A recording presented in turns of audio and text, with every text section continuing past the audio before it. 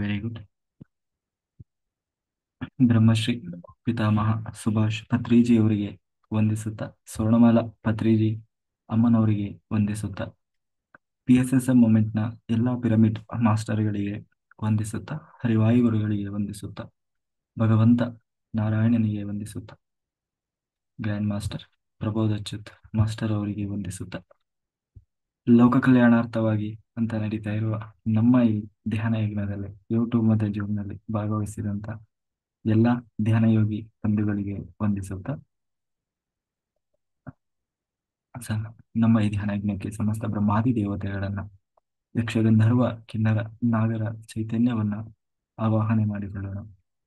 ಮೇಲಿನ ಲೋಕಗಳ ಎಲ್ಲ ಆಸ್ಟ್ರಲ್ ಮಾಸ್ಟರ್ಸ್, ಎನ್ಲೈಟೆಡ್ ಮಾಸ್ಟರ್ಸ್ ಚೈತನ್ಯವನ್ನ ಆವಾಹನೆಯನ್ನು ಮಾಡೋಣ. ಸಪ್ತರ್ಷಿಗಳನ್ನ, ಸಪ್ತರ್ಷಿ ಪತ್ನಿಯರನ್ನ, ತ್ರಿಮೂರ್ತಿಗಳನ್ನ, ತ್ರಿಶಕ್ತಿಯರನ್ನ, ವಸುಂಧರಾ ಮಾತೆಯನ್ನ, ನಮ್ಮೆಲ್ಲರ ಪೂರ್ಣಾತ್ಮನನ್ನ ಆವಾಹನೆಯನ್ನು ಮಾಡೋಣ.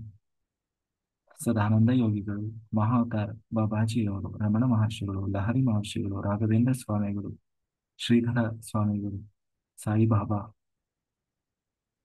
ಬುದ್ಧ ಭಗವಾನರು, ಮಹಾವೀರರ ಚೈತನ್ಯವನ್ನ ಆವಾಹನೆ ಮಾಡೋಣ. ಲೋಕ ಕಲ್ಯಾಣಾರ್ಥವಾಗಿ ಅಂತ ಹೇಳಿ ಯಾರೆಲ್ಲ ಕೂತು ತಪಸ್ಸು ಮಾಡ್ತಾ ಇದ್ದಾರೆ, ಧ್ಯಾನ ಮಾಡ್ತಾ ಇದ್ದಾರೆ, ಯೋಗಿಗಳು, ಸಿದ್ಧಪುರುಷರು, ಋಷಿಮುನಿಗಳು, ಹಿಮಾಲಯದ ಯೋಗಿಗಳು, ಅವರೆಲ್ಲರ ಚೈತನ್ಯವನ್ನು ಕೂಡ ನಮ್ಮ ಈ ಧ್ಯಾನ ಯಜ್ಞದಲ್ಲಿ ಆವಾಹನೆಯನ್ನು ಮಾಡೋಣ.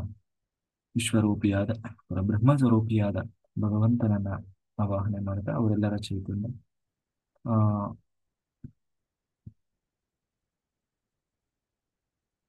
ಅವರೆಲ್ಲರ ಚೈತನ್ಯ ಫ್ರೀಕ್ವೆನ್ಸಿಯಲ್ಲಿ ನಾವೆಲ್ಲರೂ ಒಂದಾಗಿ ಈ ಧ್ಯಾನ ಯಜ್ಞದಲ್ಲಿ ಮುಂದುವರಿಯೋಣ ಅಂತ ಹೇಳ್ತಾ, ಕಾಣಿಸ್ತಾ ಇಲ್ವಾ ನಾನು?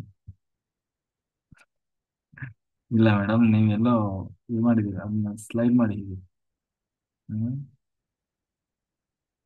ಈಗ ಹ್ಮ್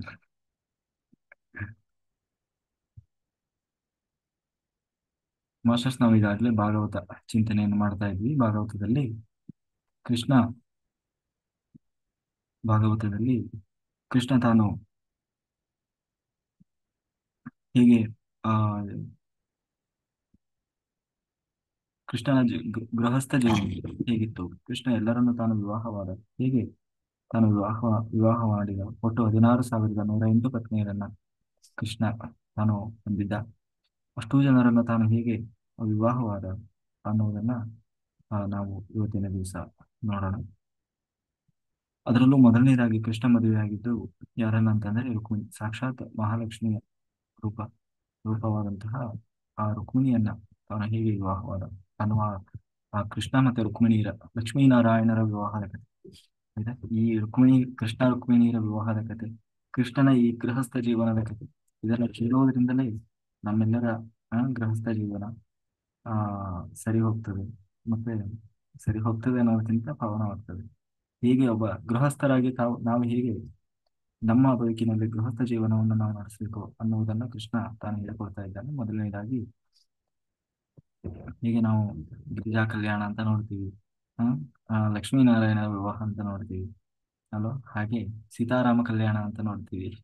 ಹಾಗೆ ಇಲ್ಲಿ ಕೃಷ್ಣ ರುಕ್ಮಿಣಿಯರ ವಿವಾಹದ ಕಥೆ.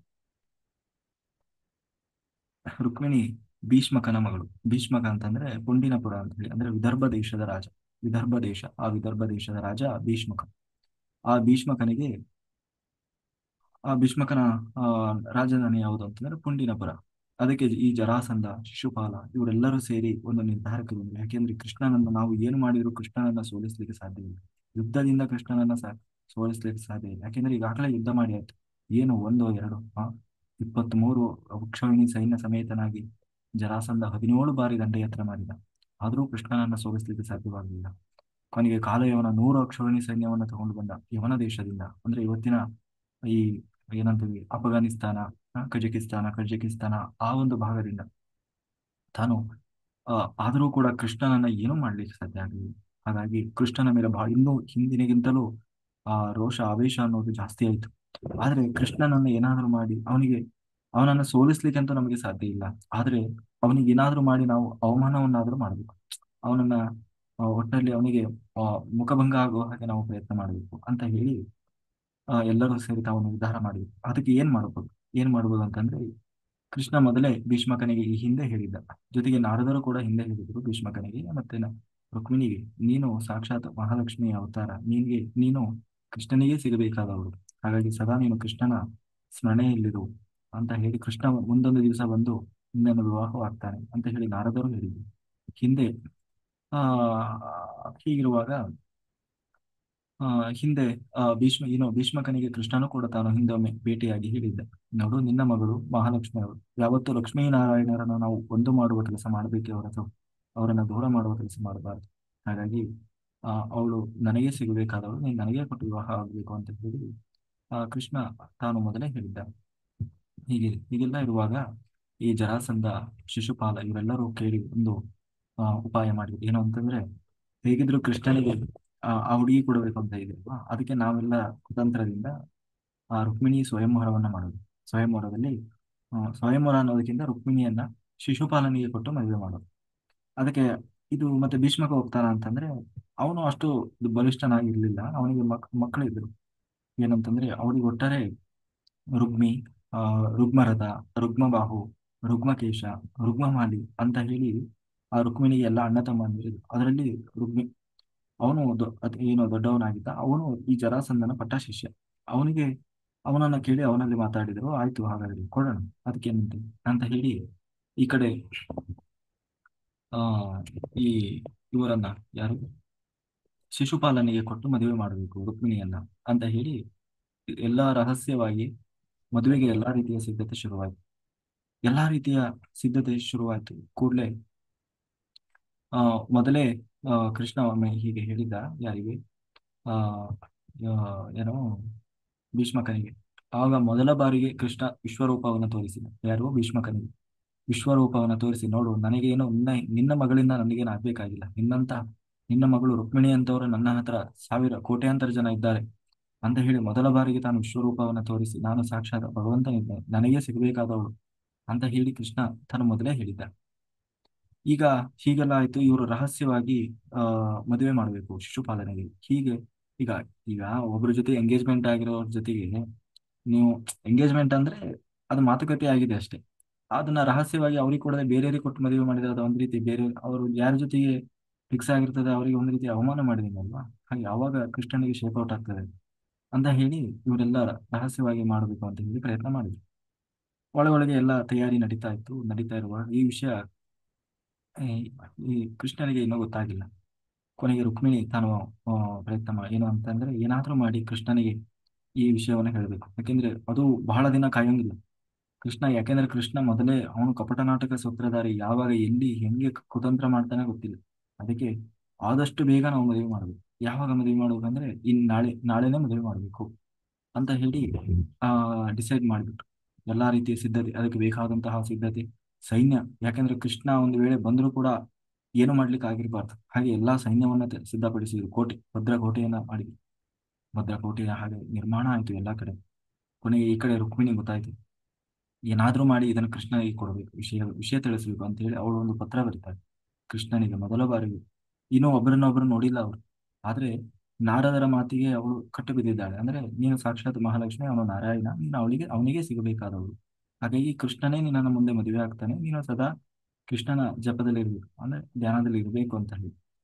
ಅದಕ್ಕೆ ರುಕ್ಮಿಣಿ ತಾನು ಒಬ್ಬ ಬ್ರಾಹ್ಮಣನನ್ನ ಕರೆದು, ಒಬ್ಬ ಯುವ ಬ್ರಾಹ್ಮಣನನ್ನ ಕರೆದು ಹೀಗೆ ಅವಳು ಒಂದು ಪತ್ರವನ್ನು ಬರೆದು ಕೊಡ್ತಾಳೆ ಕೃಷ್ಣನಿಗೆ. ನೋಡು, ನೀನು ಆದಷ್ಟು ಬೇಗ ಹೋಗಿ, ಯಾಕೆಂದ್ರೆ ನಾಳೆನೇ ಮದುವೆ, ನೀನು ಆದಷ್ಟು ಬೇಗ ಹೋಗಿ ಆ ರಥದಲ್ಲಿ ಕೂತವನಾಗಿ ಆ ಕೃಷ್ಣನನ್ನ ಹೋಗಿ ಸೇರಿ ಈ ಪತ್ರವನ್ನ ಅವನಿಗೆ ಒಪ್ಪಿಸ್ಬೇಕು ನೀನು ಅಂತ ಹೇಳಿ ತಾನು ಹೇಳಿದ್ಲು. ಕೂಡಲೇ ಆ ಬ್ರಾಹ್ಮಣ ಆಯ್ತು ಅಂತ ಹೇಳಿ ತಾನು ಆ ರುಕ್ಮಿಣಿ ಕೊಟ್ಟಂತಹ ಪತ್ರ, ಅಂದ್ರೆ ಪ್ರೇಮ ಪತ್ರ, ಮೊದಲ ಪ್ರೇಮ ಪತ್ರ, ಇದನ್ನ ತಗೊಂಡು ಹೊರಟ. ಯಾರು, ಆ ಬ್ರಾಹ್ಮಣ ತಗೊಂಡು ಬಂದ. ಎಲ್ಲಾ ನಗರಗಳನ್ನೆಲ್ಲ, ಪಟ್ಟಣಗಳನ್ನ, ಅಂದ್ರೆ ಬಹಳ ವೇಗವಾಗಿ ಕುದುರೆಯಲ್ಲಿ ಬರ್ತಾನೆ.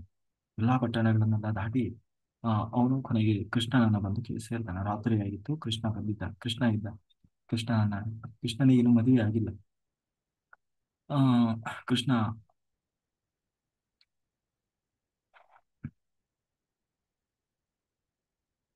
ಕೃಷ್ಣ ಕೃಷ್ಣನಿಗೆ ಆ ಪತ್ರವನ್ನ ತಾನು ಕೊಡ್ತಾನೆ. ಗೊತ್ತಾಯ್ತು, ಹೀಗೆ ರುಕ್ಮಿಣಿ ಪತ್ರ ಬರೆದು ಕಳಿಸಿದ್ದಾಳೆ. ಆ, ಹೀಗೆ ನಾಳೆನೇ ಮದುವೆ ಫಿಕ್ಸ್ ಮಾಡಿದ್ದಾರೆ ಎಲ್ಲರೂ ಸೇರಿ, ನೀನು ಏನಾದ್ರೂ ಮಾಡಿ ಬಂದು ಆ ಅದನ್ನು ತಡಿಬೇಕು ಅಂತ ಹೇಳಿ ಏನು ಪತ್ರವನ್ನು ಕಳಿಸಿದ್ದಾಳೆ, ಯಾರೋ ರುಕ್ಮಿಣಿ. ಆದ ಪತ್ರವನ್ನು ತೆಗಿತಾನೆ, ತೆಗೆದು ನೋಡ್ತಾನೆ, ಅದರಲ್ಲಿ ರುಕ್ಮಿಣಿ ತಾನು ಬರೆದಿದ್ಲು. ಏನು ಅಂತಂದ್ರೆ, ನೋಡು, ನಾನು ನಿನಗೋಸ್ಕರ ಅಂತ ಹೇಳಿ ಕಾದು ಕೂತವಳು, ನಿನ್ನನ್ನೇ ನಾನು ನಿನಗೆ ಸೇರಬೇಕಾದವಳು. ಸಿಂಹದ ಭಾಗವನ್ನ ಯಾವುದೋ ನಾಯಿ ನರಿಗಳು ಏನು ಪಡೆಯುವಂತಾಗಬಾರ್ದು. ಸಿಂಹದ ಪಾಲು ಸಿಂಹಕ್ಕೆ ಸಿಗಬೇಕು ಅಂತ ಹೇಳಿ, ಹಾಗಾಗಿ ಸದಾ ನಾನು ನಿನ್ನ ಸ್ಮರಣೆಯಲ್ಲೇ ಇದ್ದವಳಾಗಿದ್ದೇನೆ. ನಾನು ನಿನಗೆ ಸೇರ್ಬೇಕು, ನನ್ನನ್ನು ಈಗಾಗಲೇ ನನ್ನ ಸರ್ವಸ್ವವನ್ನು ಕೂಡ ನಿನಗೆ ಅಂತ ಹೇಳಿ ನಾನು ಸಮರ್ಪಣೆ ಮಾಡ್ಕೊಂಡಿದ್ದೇನೆ.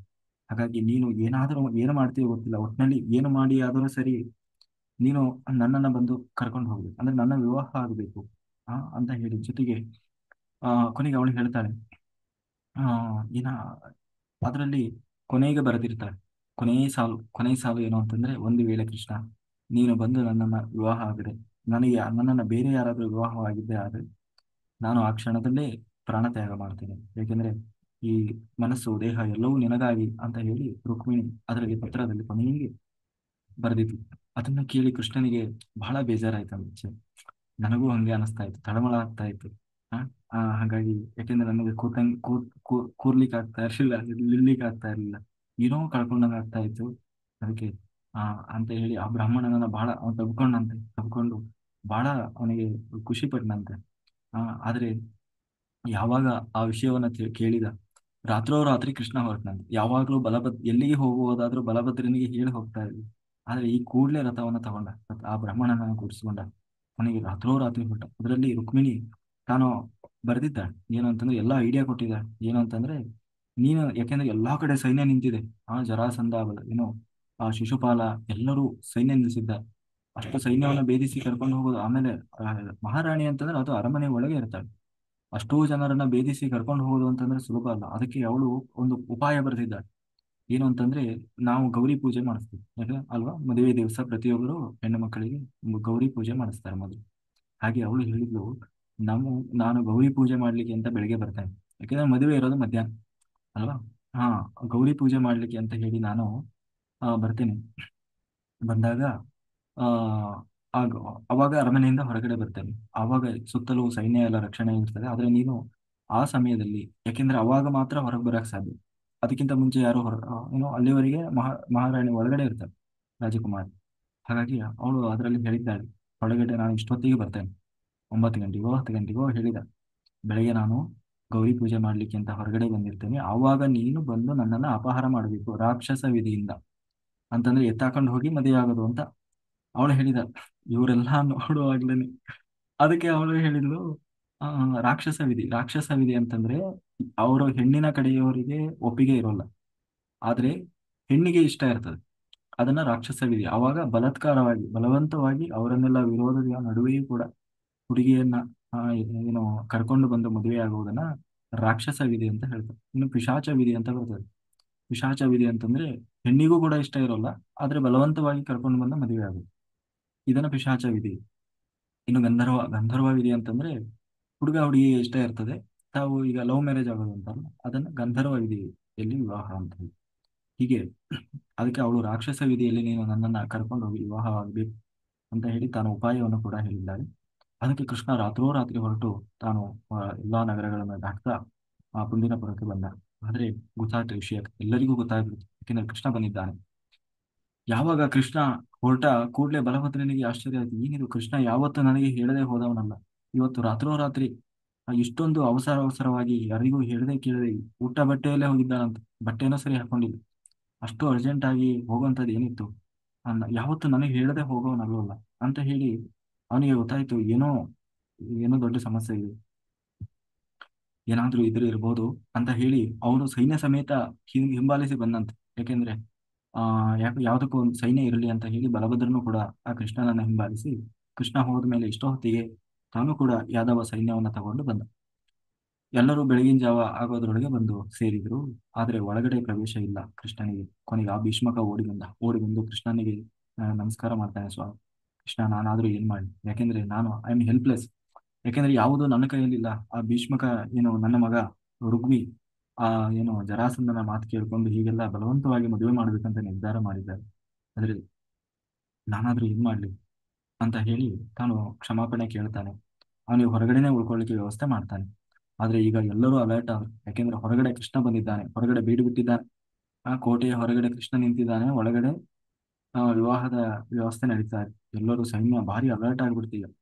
ಯಾವಾಗ, ಯಾಕೆಂದ್ರೆ ಗೊತ್ತಿಲ್ಲ ಕೃಷ್ಣ ಅಂದ್ರೆ ಅವನು ಯಾವಾಗ ಎಲ್ಲಿ ಹೆಂಗೆ ಬಂತಾನೋ ಗೊತ್ತಿಲ್ಲ.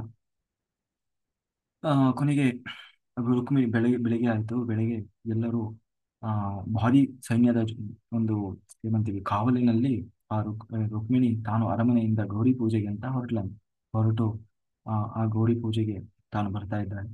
ಆ ಬರ್ತಾ ಇರುವಾಗ ಎಲ್ಲ ರಾಜಾದಿರಾಜರು ಬೇರೆ ಬೇರೆ ಅವರಿಗೆಲ್ಲ ಯಾರು ದೇಶಿಗಳು ಅಂತ ಇದ್ರು ಎಲ್ಲರನ್ನೂ ಸೇರಿಸಿದ್ದಾರಂತೆ.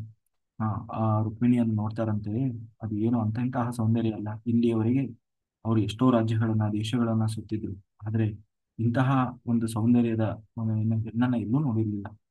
ಹಾಗಾಗಿ ಯಾಕಂದ್ರೆ ಸಾಕ್ಷಾತ್ ಮಹಾಲಕ್ಷ್ಮಿ ಅಲ್ವಾ. ಆ ಚೆನ್ನಾಗಿ ಹಾಗೆ ಆ ಅವರು ಅವಳನ್ನೇ ನೋಡ್ತಾ ನೋಡ್ತಾ ಇಡೀ ಸೈನ್ಯದಲ್ಲಿದ್ದವರು, ಯಾಕೆಂದ್ರೆ ಯಾವತ್ತೂ ಅವಳು ಹೊರಗೆ ಬರದವಳು. ಆ ರುಕ್ಮಿಣಿ ಸೌಂದರ್ಯ, ಆ ಸೌಂದರ್ಯವನ್ನು ನೋಡ್ತಾ ನೋಡ್ತಾ ಎಲ್ಲರೂ ಏನಂತೀವಿ ನಿಬ್ಬೆರಗಾಗಿ ನೋಡ್ತಾ ಇದ್ದಾರೆ. ರಾಜರು, ಅಲ್ಲಿರುವ ಸೇನಾಧಿಕಾರಿಗಳು, ಸೇನಾಪತಿ, ಅಂದ್ರೆ ಕೃಷ್ಣನ ಮೇಲಿನ ಗಮನ ಹೋಗಿ ಎಲ್ಲರ ಗಮನ ರುಕ್ಮಿಣಿಯ ಮೇಲೆ ಬಂದಿದೆ. ಹಾ ಹಾಗೆ ಅಂತಹ ಏನಂತೀವಿ ಮೋಹಿಸುವಂತಹ ರೂಪ, ಲಾವಣ್ಯ, ಅದನ್ನ ನೋಡ್ತಾ ನೋಡ್ತಾ ಕೊನೆಗೆ ತಾನು ಬಂದು ಬಂದು ಆ ಅಲ್ಲಿ ಬರ್ತಾಳೆ. ಬಂದು ಆ ಏನು ಆ ಗೌರಿ ಪೂಜೆಯನ್ನ ಮಾಡಿ, ಗೌರಿ ಪೂಜೆಯನ್ನ ಮಾಡಿ ಎಲ್ಲಾ ಗೌರಿ ಪೂಜೆ ಆದ್ಮೇಲೆ ಪಕ್ಕದಲ್ಲೇ ಸಚಿ ದೇವಿಯ ಆ ದೇವಸ್ಥಾನ ಇತ್ತು. ಅಂದ್ರೆ ಅವರ ಶಚಿ ದೇವಿ ಅಂದ್ರೆ ಇಂದ್ರನ ಪತ್ನಿ ಇದ್ದಾಳಲ್ಲ ಶಚಿ, ಆ ಅವಳ ಒಂದು ಮನೆ ಅಲ್ಲಿ. ಆ ಏನು ಅದು ಶಚಿ ದೇವಿ ಯಾರು ಅಂತಂದ್ರೆ ಅವರ ಕುಲದೇವತೆ. ಆ ಕುಲದೇವತೆಯನ್ನು ಆರಾಧನೆ ಮಾಡಬೇಕು ಅಂತ ಹೇಳಿ ಆ ಶಚಿ ದೇವಿಯ ಆರಾಧನೆ ಕೂಡ ಮಾಡಿ ತಾನು ಹೊರಟಾಗ ಅವಳು ಹೇಳಿದ್ಲಲ್ಲ, ನಾನು ಗೌರಿ ಪೂಜೆ ಮಾಡಿ ಹೊರಗೆ ಹೋಗುವಾಗ ಕೃಷ್ಣ ನೀನು ನನ್ನ ಬಂದು ಹಾರಿಸ್ಕೊಂಡು ಹೋಗ್ಬೇಕು, ನೀನು ಹೇಗೆ ಮರ್ತೀಯೋ ಅದೆಲ್ಲ ನಂಗೆ ಗೊತ್ತಿಲ್ಲ ಅಂತ ಹೇಳಿದ. ಅದಕ್ಕೆ ಅವಳು ಹೊರಗೆ ಅವಳಿಗೆ ಗೊತ್ತಿಲ್ಲ ಕೃಷ್ಣ ಹೇಗೆ ಬರ್ತಾನೆ, ಎಲ್ಲಿಂದ ಬರ್ತಾನೆ ಅನ್ನೋದು ಅವಳಿಗೆ ಇನ್ನೂ ಗೊತ್ತಿಲ್ಲ. ಬಟ್ ಹೇಳಿದ್ದಾಳೆ ಕೃಷ್ಣ ಬಂದಿದ್ದಾನೆ, ಹೊರಗಡೆ ಬಂದು ನಿಂತಿದ್ದಾನೆ ಅನ್ನೋದು ಎಲ್ಲ ಕಡೆ ವಿಷಯ ಆಗಿದೆ. ಅದಕ್ಕೆ ಕಾಯ್ತಾ ಇದ್ದ. ಅವಳು ಆ ಕಡೆ ತಿರುಗಿ ನೋಡ್ತಾಳೆ, ಈ ಕಡೆ ತಿರುಗಿ ನೋಡ್ತಾಳೆ. ಇಲ್ಲಿಯವರೆಗೆ ಅವಳು ತಲೆ ಎತ್ತಿ ನೋಡೋದವಳು ಈಗ ಆ ಕಡೆ ಈ ಕಡೆ ನೋಡ್ತಾ ಇದ್ದಾಳೆ. ಇವರಿಗೆ ಅಕ್ಕಪಕ್ಕ ನಿಂತವ್ರಿಗೆ ಏನೋ, ಓಹೋ ನಮ್ಮನ್ನ ನೋಡ್ಬಿಟ್ಲು ಅಂತ ಹೇಳಿ ಆ ಅವರೆಲ್ಲ ಫುಲ್ ಏನಂತ ಕೆಲವರಂತೆ ಮೂರ್ಛೆನೆ ತಪ್ಪಿ ಹೋದ್ರಂತೆ. ಯಾಕೆಂದ್ರೆ ಆ ಅದು ಯಾಕಂದ್ರೆ ಯಾರನ್ನೂ ನೋಡದವಳು, ಯಾವತ್ತೂ ನೋಡದವಳು ಅಂತಹ ಏನಂತೀವಿ, ಯಾಕಂದ್ರೆ ಬಹಳ ಇಂಪಾರ್ಟೆಂಟ್ ಇರೋ ವ್ಯಕ್ತಿ ನಮ್ಮನ್ನು ನೋಡಿದ್ರೆ ನಮ್ಗೆ ಖುಷಿ ಆಗಲ್ವಾ, ಹಂಗೆ ಅವರು ಅವರವರೇ ಖುಷಿ ಪಡ್ತಾ ಇದ್ದಾರೆ. ರುಕ್ಮಿಣಿ ನನ್ನ ನೋಡಿಲ್ಲ ಅಂತ. ಅವಳು ನೋಡ್ತಾ ಇರೋದು ಅವಳನ್ನಲ್ಲ, ಕೃಷ್ಣ ಎಲ್ಲಿ ಬರ್ತಾನೆ, ಎಲ್ಲಿಂದ ಬರಬಹುದು ಕೃಷ್ಣ ಅಂತ ಹೇಳಿ ಕೃಷ್ಣನನ್ನು ಹುಡುಕ್ತಾ ಇದ್ದಾರೆ. ಹುಡುಕ್ತಾ ಹುಡುಕ್ತಾ ನಿಧಾನ ನಿಧಾನ ಹೆಜ್ಜೆ ಇಟ್ಟು ಹೋಗ್ತಾ ಇದ್ದಾರಂತೆ. ಹಾ ಹೋಗುವಾಗ ಎಲ್ಲರೂ ಮೈ ಮರೆತು ಹೋಗಿದ್ದಾರಂತೆ. ಯಾರು ಆ ರುಕ್ಮಿಣಿಯನ್ನ ನೋಡ್ತಾರೆ, ಯಾಕಂದ್ರೆ ಮತ್ತೆ ವಾಪಸ್ ಹೋಗಿ ಅರಮನೆ ಸೇರ್ಕೊಂಡ್ಲು ಅಂತಂದ್ರೆ ಮತ್ತೆ ಅವಳನ್ನ ನೋಡ್ಲಿಕ್ಕೆ ಅವಕಾಶ ಸಿಗೋಲ್ಲ ಅಂತ ಹೇಳಿ ಅವರು ಬಿಟ್ಟು ಕಣ್ಣು ಬಿಟ್ಟ ಹಾಗೆ ನೋಡ್ತಾ ಇದ್ದಾರಂತೆ. ಕೃಷ್ಣನ ರಥ ಬಂದಿದ್ದೇ ಗೊತ್ತಾಗ್ಲಿಲ್ಲ. ಕೃಷ್ಣನ ರಥ ಬಂದು ಕೂಡ್ಲೇನೆ ಆ ಅವಳನ್ನ ಕರ್ಕೊಳ್ಳೋದು ಇಲ್ಲ. ಅವ್ರು ನೋಡ್ತಿದಂಗೆ ರುಕ್ಮಿಣಿ ತಾನ ಹತ್ತೇ ಬಿಟ್ಲಂತೆ ರಥ. ಅಂದ್ರೆ ಕೃಷ್ಣನ ಹತ್ತಿಸ್ಕೊಳ್ಳಿಲ್ಲ, ಅವನು ರಥ ತಂದಿದ್ದಷ್ಟೇ. ಇವಳು ಅವನನ್ನೇ ಕಾಯ್ತಾ ಇದ್ಲು. ಬಂದ ಕೂಡ್ಲೇನೆ ರಥ ಏರಿದ್ದು. ಬಂದು ರಥ ಯಾವಾಗ ರುಕ್ಮಿಣಿ ರಥ ಏರಿದ್ಲು ಕೂಡ್ಲೆ ಕೃಷ್ಣ ಹೊರಟೇ ಬಿಟ್ನಂತೆ. ಅಂದ್ರೆ ಏನಂದ್ರೆ ಫ್ರಾಕ್ಷನ್ ಆಫ್ ಸೆಕೆಂಡ್ ಅಂತೀವಲ್ಲ ಹಾಗೆ, ಅವ್ನು ಯಾವಾಗ ಬಂದ, ಅವಳು ಯಾವಾಗ ಹತ್ತಿದ್ಲು, ಯಾವಾಗ ಹೋದ್ರು ಅನ್ನೋದೇ ಗಲಿಬಿಲಿ ಆಗೋಯ್ತಂತಲ್ಲಿ. ಏನ್ ಆಗ್ತಾ ಇದೆ ಅನ್ನೋದೇ ಗೊತ್ತಾಗ್ಲಿಲ್ಲ. ಕೊನೆಗೆ ಕೂಡ್ಲೆ ಕೃಷ್ಣ ಕರ್ಕೊಂಡು ಹೊರಟೇ ಬಿಟ್ಟ. ಆ ಆಗ ಬಹಳ ಎಲ್ಲ ಅಲ್ಲೋಲ ಕಲ್ಲೋಲ ಆಗ್ಬಿಡ್ತು. ಆದ್ರೂ ಕೂಡ್ಲೆ ಅವರೆಲ್ಲರೂ ಏನೋ ಎಲ್ಲಾ ಸೈನ್ಯವನ್ನ ಚೋಬಿಟ್ರು. ಎಲ್ಲ ಹೋಗಿ ಆಕ್ರಮಣ ಮಾಡಿ, ಯಾವುದೇ ಕಾರಣಕ್ಕೂ ಅವನು ನಮ್ಮ ರಾಜ್ಯದ ಗಡಿ ದಾಟಬಾರ್ದು ಕೃಷ್ಣ. ಅವನನ್ನ ಏನಾದ್ರೂ ಮಾಡಿ ಆದ್ರೂ ಸರಿ ರುಕ್ಮಿಣಿಯನ್ನು ವಾಪಸ್ ಕರ್ಕೊಂಡು ಬರ್ಬೇಕು ಅಂತ ಹೇಳಿ ಇಡೀ ಸೈನ್ಯ ಬೆನ್ನತ್ತಿದ ಕೂಡಲೇ ಬಲಭದ್ರ ತಾನು ಸೈನ್ಯ ಸಮೇತನಾಗಿ ಬಂದಿದ್ನಲ್ಲ, ಅವನು ಅವರನ್ನು ಎದುರಿಸಿದ. ಯಾರು ಶಿಶುಪಾಲ, ಆಮೇಲೆ ಜರಾಸಂಧ, ಅವರನ್ನೆಲ್ಲ ತಾನು ಎದುರಿಸಿದ. ಆದ್ರೆ ಈ ರುಕ್ಮಿ ಏನಿದ್ದಾನೆ ಅವನ್ ಮಾತ್ರ ಬಿಡ್ಲಿಲ್ಲ, ಕೃಷ್ಣನನ್ನ ಬೆನ್ನಟ್ಟಿ ಹೋಗ್ತಾನೆ. ಕೊನೆಗೆ ಅಲ್ಲಿ ಯಾವುದೋ ಒಂದು ಅರಣ್ಯದಲ್ಲಿ ಹೋಗಿ ಅಡ್ಡ ಹಾಕ್ತಾನೆ. ಕೊನೆಗೆ ಪುನಃ ಕೃಷ್ಣನಿಗೂ ಮತ್ತೆ ರುಕ್ಮಿಗೂ, ಅಂದ್ರೆ ಅವ್ರ ಅಣ್ಣ ಇದ್ನಲ್ಲ ರುಕ್ಮಿ, ಅವನಿಗೆ ಯುದ್ಧ ಆಗ್ತದೆ. ಯುದ್ಧದಲ್ಲಿ ಅವನನ್ನೆಲ್ಲ ಸೋಲಿಸಿ ಅವನ ತಲೆ ಬೋಳಿಸಿ ಕಳಿಸ್ತಾನೆ. ಕೊನೆಗೆ ಅವನು ಬಹಳ ಅವಮಾನಿತನಾಗಿ ಆ ರುಕ್ಮಿ ತಾನು ಅಲ್ಲೇ ಕುಳಿತು ತಪಸ್ಸು ಮಾಡಿ, ಶಿವನನ್ನ ಕುಳಿತು ತಪಸ್ಸು ಮಾಡಿ ಒಂದು ರಥವನ್ನು ಪಡಿತಾನೆ ಅಂತ ಹೇಳಿ ಅವನ ಕಥೆ ಹೇಳ್ತಾರೆ. ಹೀಗೆ ಆ ರುಕ್ಮಿಣಿಯನ್ನ ಕರೆದುಕೊಂಡು ಬಂದಂತಹ ಆ ಯಾರು ಕೃಷ್ಣ ತಾನು ಒಳ್ಳೆ ಒಂದು ಶುಭ ಮುಹೂರ್ತದಲ್ಲಿ ದ್ವಾರಕಾ ಪಟ್ಟಣದಲ್ಲಿ ಆ ಆ ಕೃಷ್ಣ ಮತ್ತೆ ರುಕ್ಮಿಣಿಯರ ವಿವಾಹವಾಗ್ತದೆ. ಇದು ಮೊದಲ ಬಾರಿಗೆ ಕೃಷ್ಣನ ಮದುವೆ. ಆಯ್ತಾ, ಮೊದಲ ಮದುವೆ ಕೃಷ್ಣನದ್ದು. ಕೊನೆಗೆ ಇದು ಏನು ಈ ಕಡೆ ಆ ಯಾರು ಏನಾದ್ರು ಆ ಕೃಷ್ಣ ರುಕ್ಮಿಣಿಯರ ಮದುವೆ ಅದನ್ನು ಹೇಳ್ತಾರೆ. ಸಮಸ್ತ ದೇವಾನು ದೇವತೆಗಳು ಕೂಡ ಬಂದಿದ್ರಂತೆ, ರೂಪ ತೊಟ್ಟು ಬಂದಿದ್ರಂತೆ. ಕೊನೆಗೆ ಆ ರೂಪ ತೊಟ್ಟು ಬಂದಿದ್ರು ಎಲ್ಲಾ ಯಾದವರು. ಬಹಳ ಉಡುಗೊರೆಗಳನ್ನ ಅಂದ್ರೆ ಕೇವಲ ಇದು ಕೃಷ್ಣನ ಮದುವೆ, ಕೃಷ್ಣನ ಮನೆಗೆ ಸಂಬಂಧಪಟ್ಟ ಮದುವೆ ಅಂತ ಮಾಡ್ಲಿಲ್ಲ ಅಂತೆ. ಪ್ರತಿಯೊಬ್ಬರು ಇದು ನಮ್ಮ ಮನೆಯ ಮದುವೆ ಅನ್ನುವಷ್ಟು ಸಂಭ್ರಮದಿಂದ ಯಾದವರು ಆ ಕೃಷ್ಣ ರುಕ್ಮಿಣಿಯರ ವಿವಾಹವನ್ನು ಮಾಡಿದ್ರಂತೆ. ಅದು ಒಂದು ದಿನ ಅಲ್ಲ, ವಾರಗಟ್ಲೆ ಮಾಡಿದ್ರಂತೆ ಮದುವೆಯನ್ನ. ಅಷ್ಟು ಸಂಭ್ರಮದಿಂದ ಖುಷಿ ಪಟ್ರು. ಪ್ರತಿಯೊಂದು ಮನೆಯಲ್ಲೂ ಕೂಡ ಹಬ್ಬದ ಹಾಗೆ ಆ ಕೃಷ್ಣ ರುಕ್ಮಿಣಿಯರ ವಿವಾಹವನ್ನ ತಾವು ನೆರವೇರಿಸಿದರು ಅಂತ ಹೇಳಿ ಆ ಆ ಒಂದು ಕಥೆಯನ್ನು ಹೇಳ್ತಾರೆ. ಕೊನೆಗೆ ಹೇಳ್ತಾ ಪುನಃ ಪುನಃ ಮುಂದೆ ಏನಾಗ್ತದೆ ಅಂತಂದ್ರೆ ಸುತ್ರಾಜಿತ ಆ ಈ ಎರಡನೇದು ಯಾರು ಅಂತಂದ್ರೆ ಸತ್ಯಭಾಮ. ಎರಡನೇದು ಮದುವೆ ಆಗಿದ್ದು ಯಾರನ್ನ ಅಂತಂದ್ರೆ ಸತ್ಯಭಾಮೆಯನ್ನ ಮದುವೆ ಆಗ್ತಾನೆ ಕೃಷ್ಣ. ಆ ಸತ್ಯಭಾಮೆಯು ಕೂಡ 16,108 ಜನರು ಕೂಡ ಲಕ್ಷ್ಮಿಯ ಒಂದು ರೂಪವೇ. ಯಾಕೆಂದ್ರೆ ಕೃಷ್ಣ ಭಗವಂತ ಯಾವತ್ತು ಲಕ್ಷ್ಮಿಯನ್ನ ಬಿಟ್ಟು ಬೇರೆ ಯಾರನ್ನೂ ಅವನು ಏಕಪತ್ನಿ ರಚಿಸ್ತ, ಲಕ್ಷ್ಮಿಯನ್ನ ಬಿಟ್ಟು ಬೇರೆ ಯಾರನ್ನೂ ಮದುವೆ ಆಗುವವನಲ್ಲ. ಹಾಗಾಗಿ ಅವರೆಲ್ಲರೂ ಒಂದಲ್ಲ ಒಂದು ರೀತಿಯಲ್ಲಿ ಆ ಲಕ್ಷ್ಮಿಯ ಅಂಶದಿಂದ ಬಂದವರೇ. ನಾವು ಪೂರ್ಣಾತ್ಮ ಅಂಶಾತ್ಮ ಅಂತೀವಲ್ಲ ಹಾಗೆ. ಆ ಜೊತೆಗೆ ಅದರಲ್ಲಿ ಪೂರ್ಣ ರೂಪದಿಂದ ಬಂದವಳು ಈ ಏನು ಎರಡು ರೂಪದಿಂದ ಬಂದ ಶ್ರೀಭೂ. ಇಬ್ರು ಸೇರಿ ಯಾರು ಅಂತಂದ್ರೆ ಸತ್ಯಭಾಮೆ ಮತ್ತೆ ಯಾರು ಆ ರುಕ್ಮಿಣಿ. ರುಕ್ಮಿಣಿ ಮತ್ತೆ ಸತ್ಯಭಾಮೆ ಸಾಕ್ಷಾತ್ ಮಹಾಲಕ್ಷ್ಮಿಯ ಅವತಾರ. ಹೌದಾ. ಅದು ಯಾಕೆ ಹಾಗೆ ಬಂದಿದ್ರು ಅಂತಂದ್ರೆ ರುಕ್ಮಿಣಿ ಸಾಕ್ಷಾತ್ ಹೇಗೆ ಹಿಂದೆ ಸೀತಾಮಾತೆ ಇದ್ಲೋ ಅದೇ ಸ್ವರೂಪದಿಂದ ಬಂದ್ರೆ ಆ ಈ ಕಡೆ ಸತ್ಯಭಾಮೆ ಇವತ್ತಿನ ಹೆಣ್ಣು ಮಕ್ಕಳು ಹೆಂಗಿರ್ತಾರೆ ಕಲಿಯುಗದಲ್ಲಿ ಆ ಆ ಒಂದು ಏನೋ ಲಕ್ಷಣ ಅಂದ್ರೆ ಸ್ವಭಾವವನ್ನು ಅಂದ್ರೆ ಭಾರಿ ಏನಂತೀವಿ ಸೊಕ್ಕು ಅಂತೀವಲ್ಲ. ಆ ಒಂದು ಸ್ವಭಾವದ ಸತ್ಯಭಾಮ ಅಂದ್ರೆ ಲೋಕದಲ್ಲಿ ಹೇಗಿರ್ತಾರೆ ಹೆಣ್ಣು ಮಕ್ಕಳು ಅನ್ನುವುದನ್ನು ತೋರಿಸುವ ಒಂದು ರೂಪ. ಆ ಆ ರೂಪದಲ್ಲಿ ಆ ಯಾಕೆಂದ್ರೆ ಅವಳು ಒಂದು ಹಂಗೆ ಒಂಥರ ಮೊಂಡಿ ಹಠ ಈ ತರದ ಒಂದು ಸ್ವಭಾವ. ಅದು ಎರಡನೇದಾಗಿ ಮದುವೆ ಆದದ್ದು ಸತ್ಯಭಾಮೆಯನ್ನು. ಆ ಸತ್ಯಭಾಮೆಯನ್ನ ಹೇಗೆ ಕೃಷ್ಣ ತಾನು ವಿವಾಹವಾದ ಆ ಕಥೆಯನ್ನು ಹೇಳೋಣ. ಇನ್ನು ಟೈಮ್ ಇದೆಯಾ ಇಲ್ಲ ಬೇರೆ ಸಾಕ ನಾಳೆ ಹೇಳೋಣ ಅಥವಾ ರುಕ್ಮಿಣಿ ಮದುವೆನೇ ಸಾಕಾಗ್ಬಿಡ್ತಾ ಅಂತ ನೋಡೋಣ. ಇದನ್ನು ಹೇಳ್ತೀನಿ. ಆ ಸತ್ರಾಜಿತ ಅನ್ನುವಂತ ಒಬ್ಬ ಯಾದವ ವೀರ.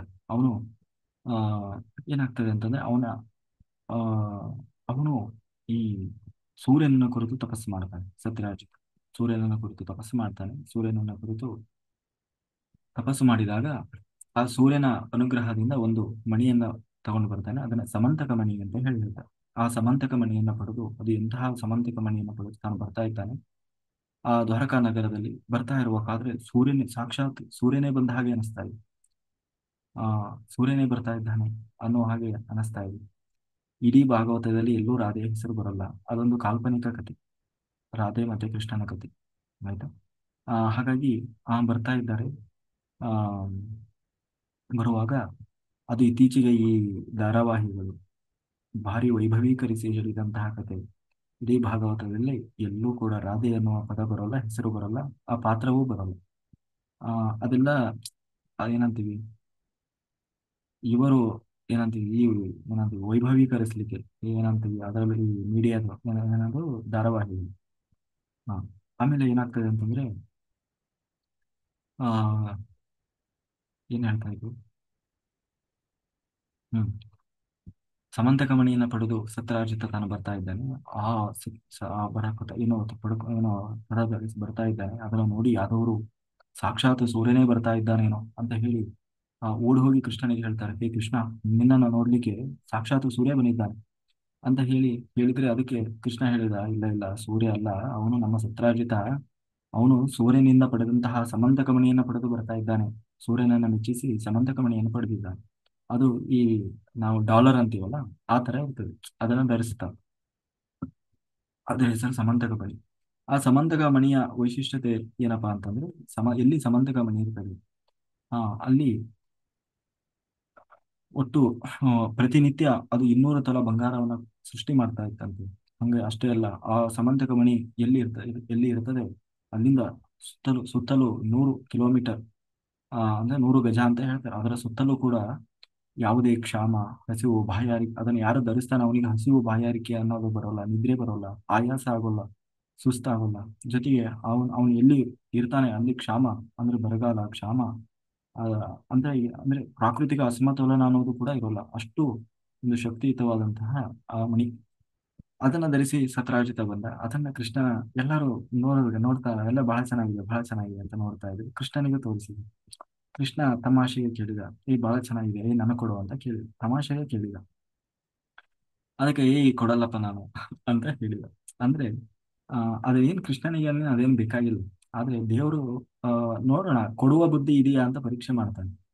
ಯಾಕೆಂದ್ರೆ ನಾವು ಸಣ್ಣ ಮಕ್ಕಳಿಗೆ ಹೇಳ್ತೀವಿ ನೋಡಿ, ಅದಕ್ಕೆ ಚಾಕ್ಲೇಟ್ ಏನೋ ತಿಂತಾ ಇರ್ತದೆ. ಆ ನನಗೂ ಕೊಡು, ನನಗೂ ಕೊಡು ಅಂತ ಕೇಳ್ತೀವಿ. ದೊಡ್ಡವ್ರು ಕೇಳ್ತೀವಲ್ಲ, ಯಾಕೆ? ಅದ್ ನಾವು ತಿನ್ಬೇಕು ಅಂತ ಅಲ್ಲ, ಆ ಮಗುವಿಗೆ ಕೊಡುವ ಬುದ್ಧಿ ಬರಲಿ ಅಂತ. ಅಥವಾ ಆ ಬುದ್ಧಿ ಇಲ್ಲ ಅಂದ್ರೆ ಕೊಡ್ಬೇಕು. ಆಮೇಲೆ ಹೇಳ್ಕೊಡ್ತೀನಿ, ಕೊಡಲ್ಲ ಅಂದ್ಮೇಲೆ ಇಲ್ಲ ಮಗ, ಯಾರಾದ್ರೂ ಕೇಳಿದ್ರೆ ಕೊಡಬೇಕು, ಕೊಟ್ಟು ತಿನ್ಬೇಕು ಅಂತ ಹೇಳ್ಕೊಡ್ತೀವಲ್ಲ. ಹಾಗೆ ಕೃಷ್ಣ ಬೇಕು ಅಂತೆಲ್ಲ ಕೇಳಿದ. ಯಾಕಂದ್ರೆ ಅವನೇ ಕೊಟ್ಟಿದ್ದು. ಯಾಕೆಂದ್ರೆ ಸೂರ್ಯನಾರಾಯಣ ರೂಪದಲ್ಲಿ ಕೊಟ್ಟಿದ್ದೇ ಕೃಷ್ಣ.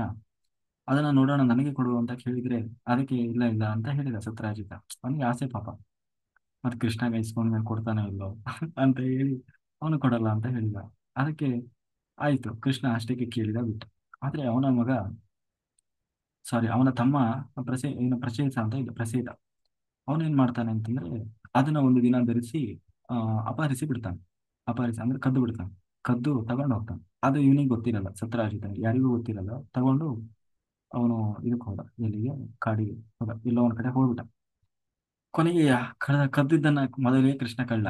ಯಾರು ಎಲ್ಲಿ ಏನ್ ಕದ್ರೂ ಯಾರ ಮೇಲೆ ಡೌಟ್ ಅಂದ್ರೆ ಕೃಷ್ಣ. ಯಾಕೆಂದ್ರೆ ಇವನು ಏನ್ ಮಾಡ್ತಾನೆ ಗೊತ್ತಿಲ್ಲ ಕೃಷ್ಣ.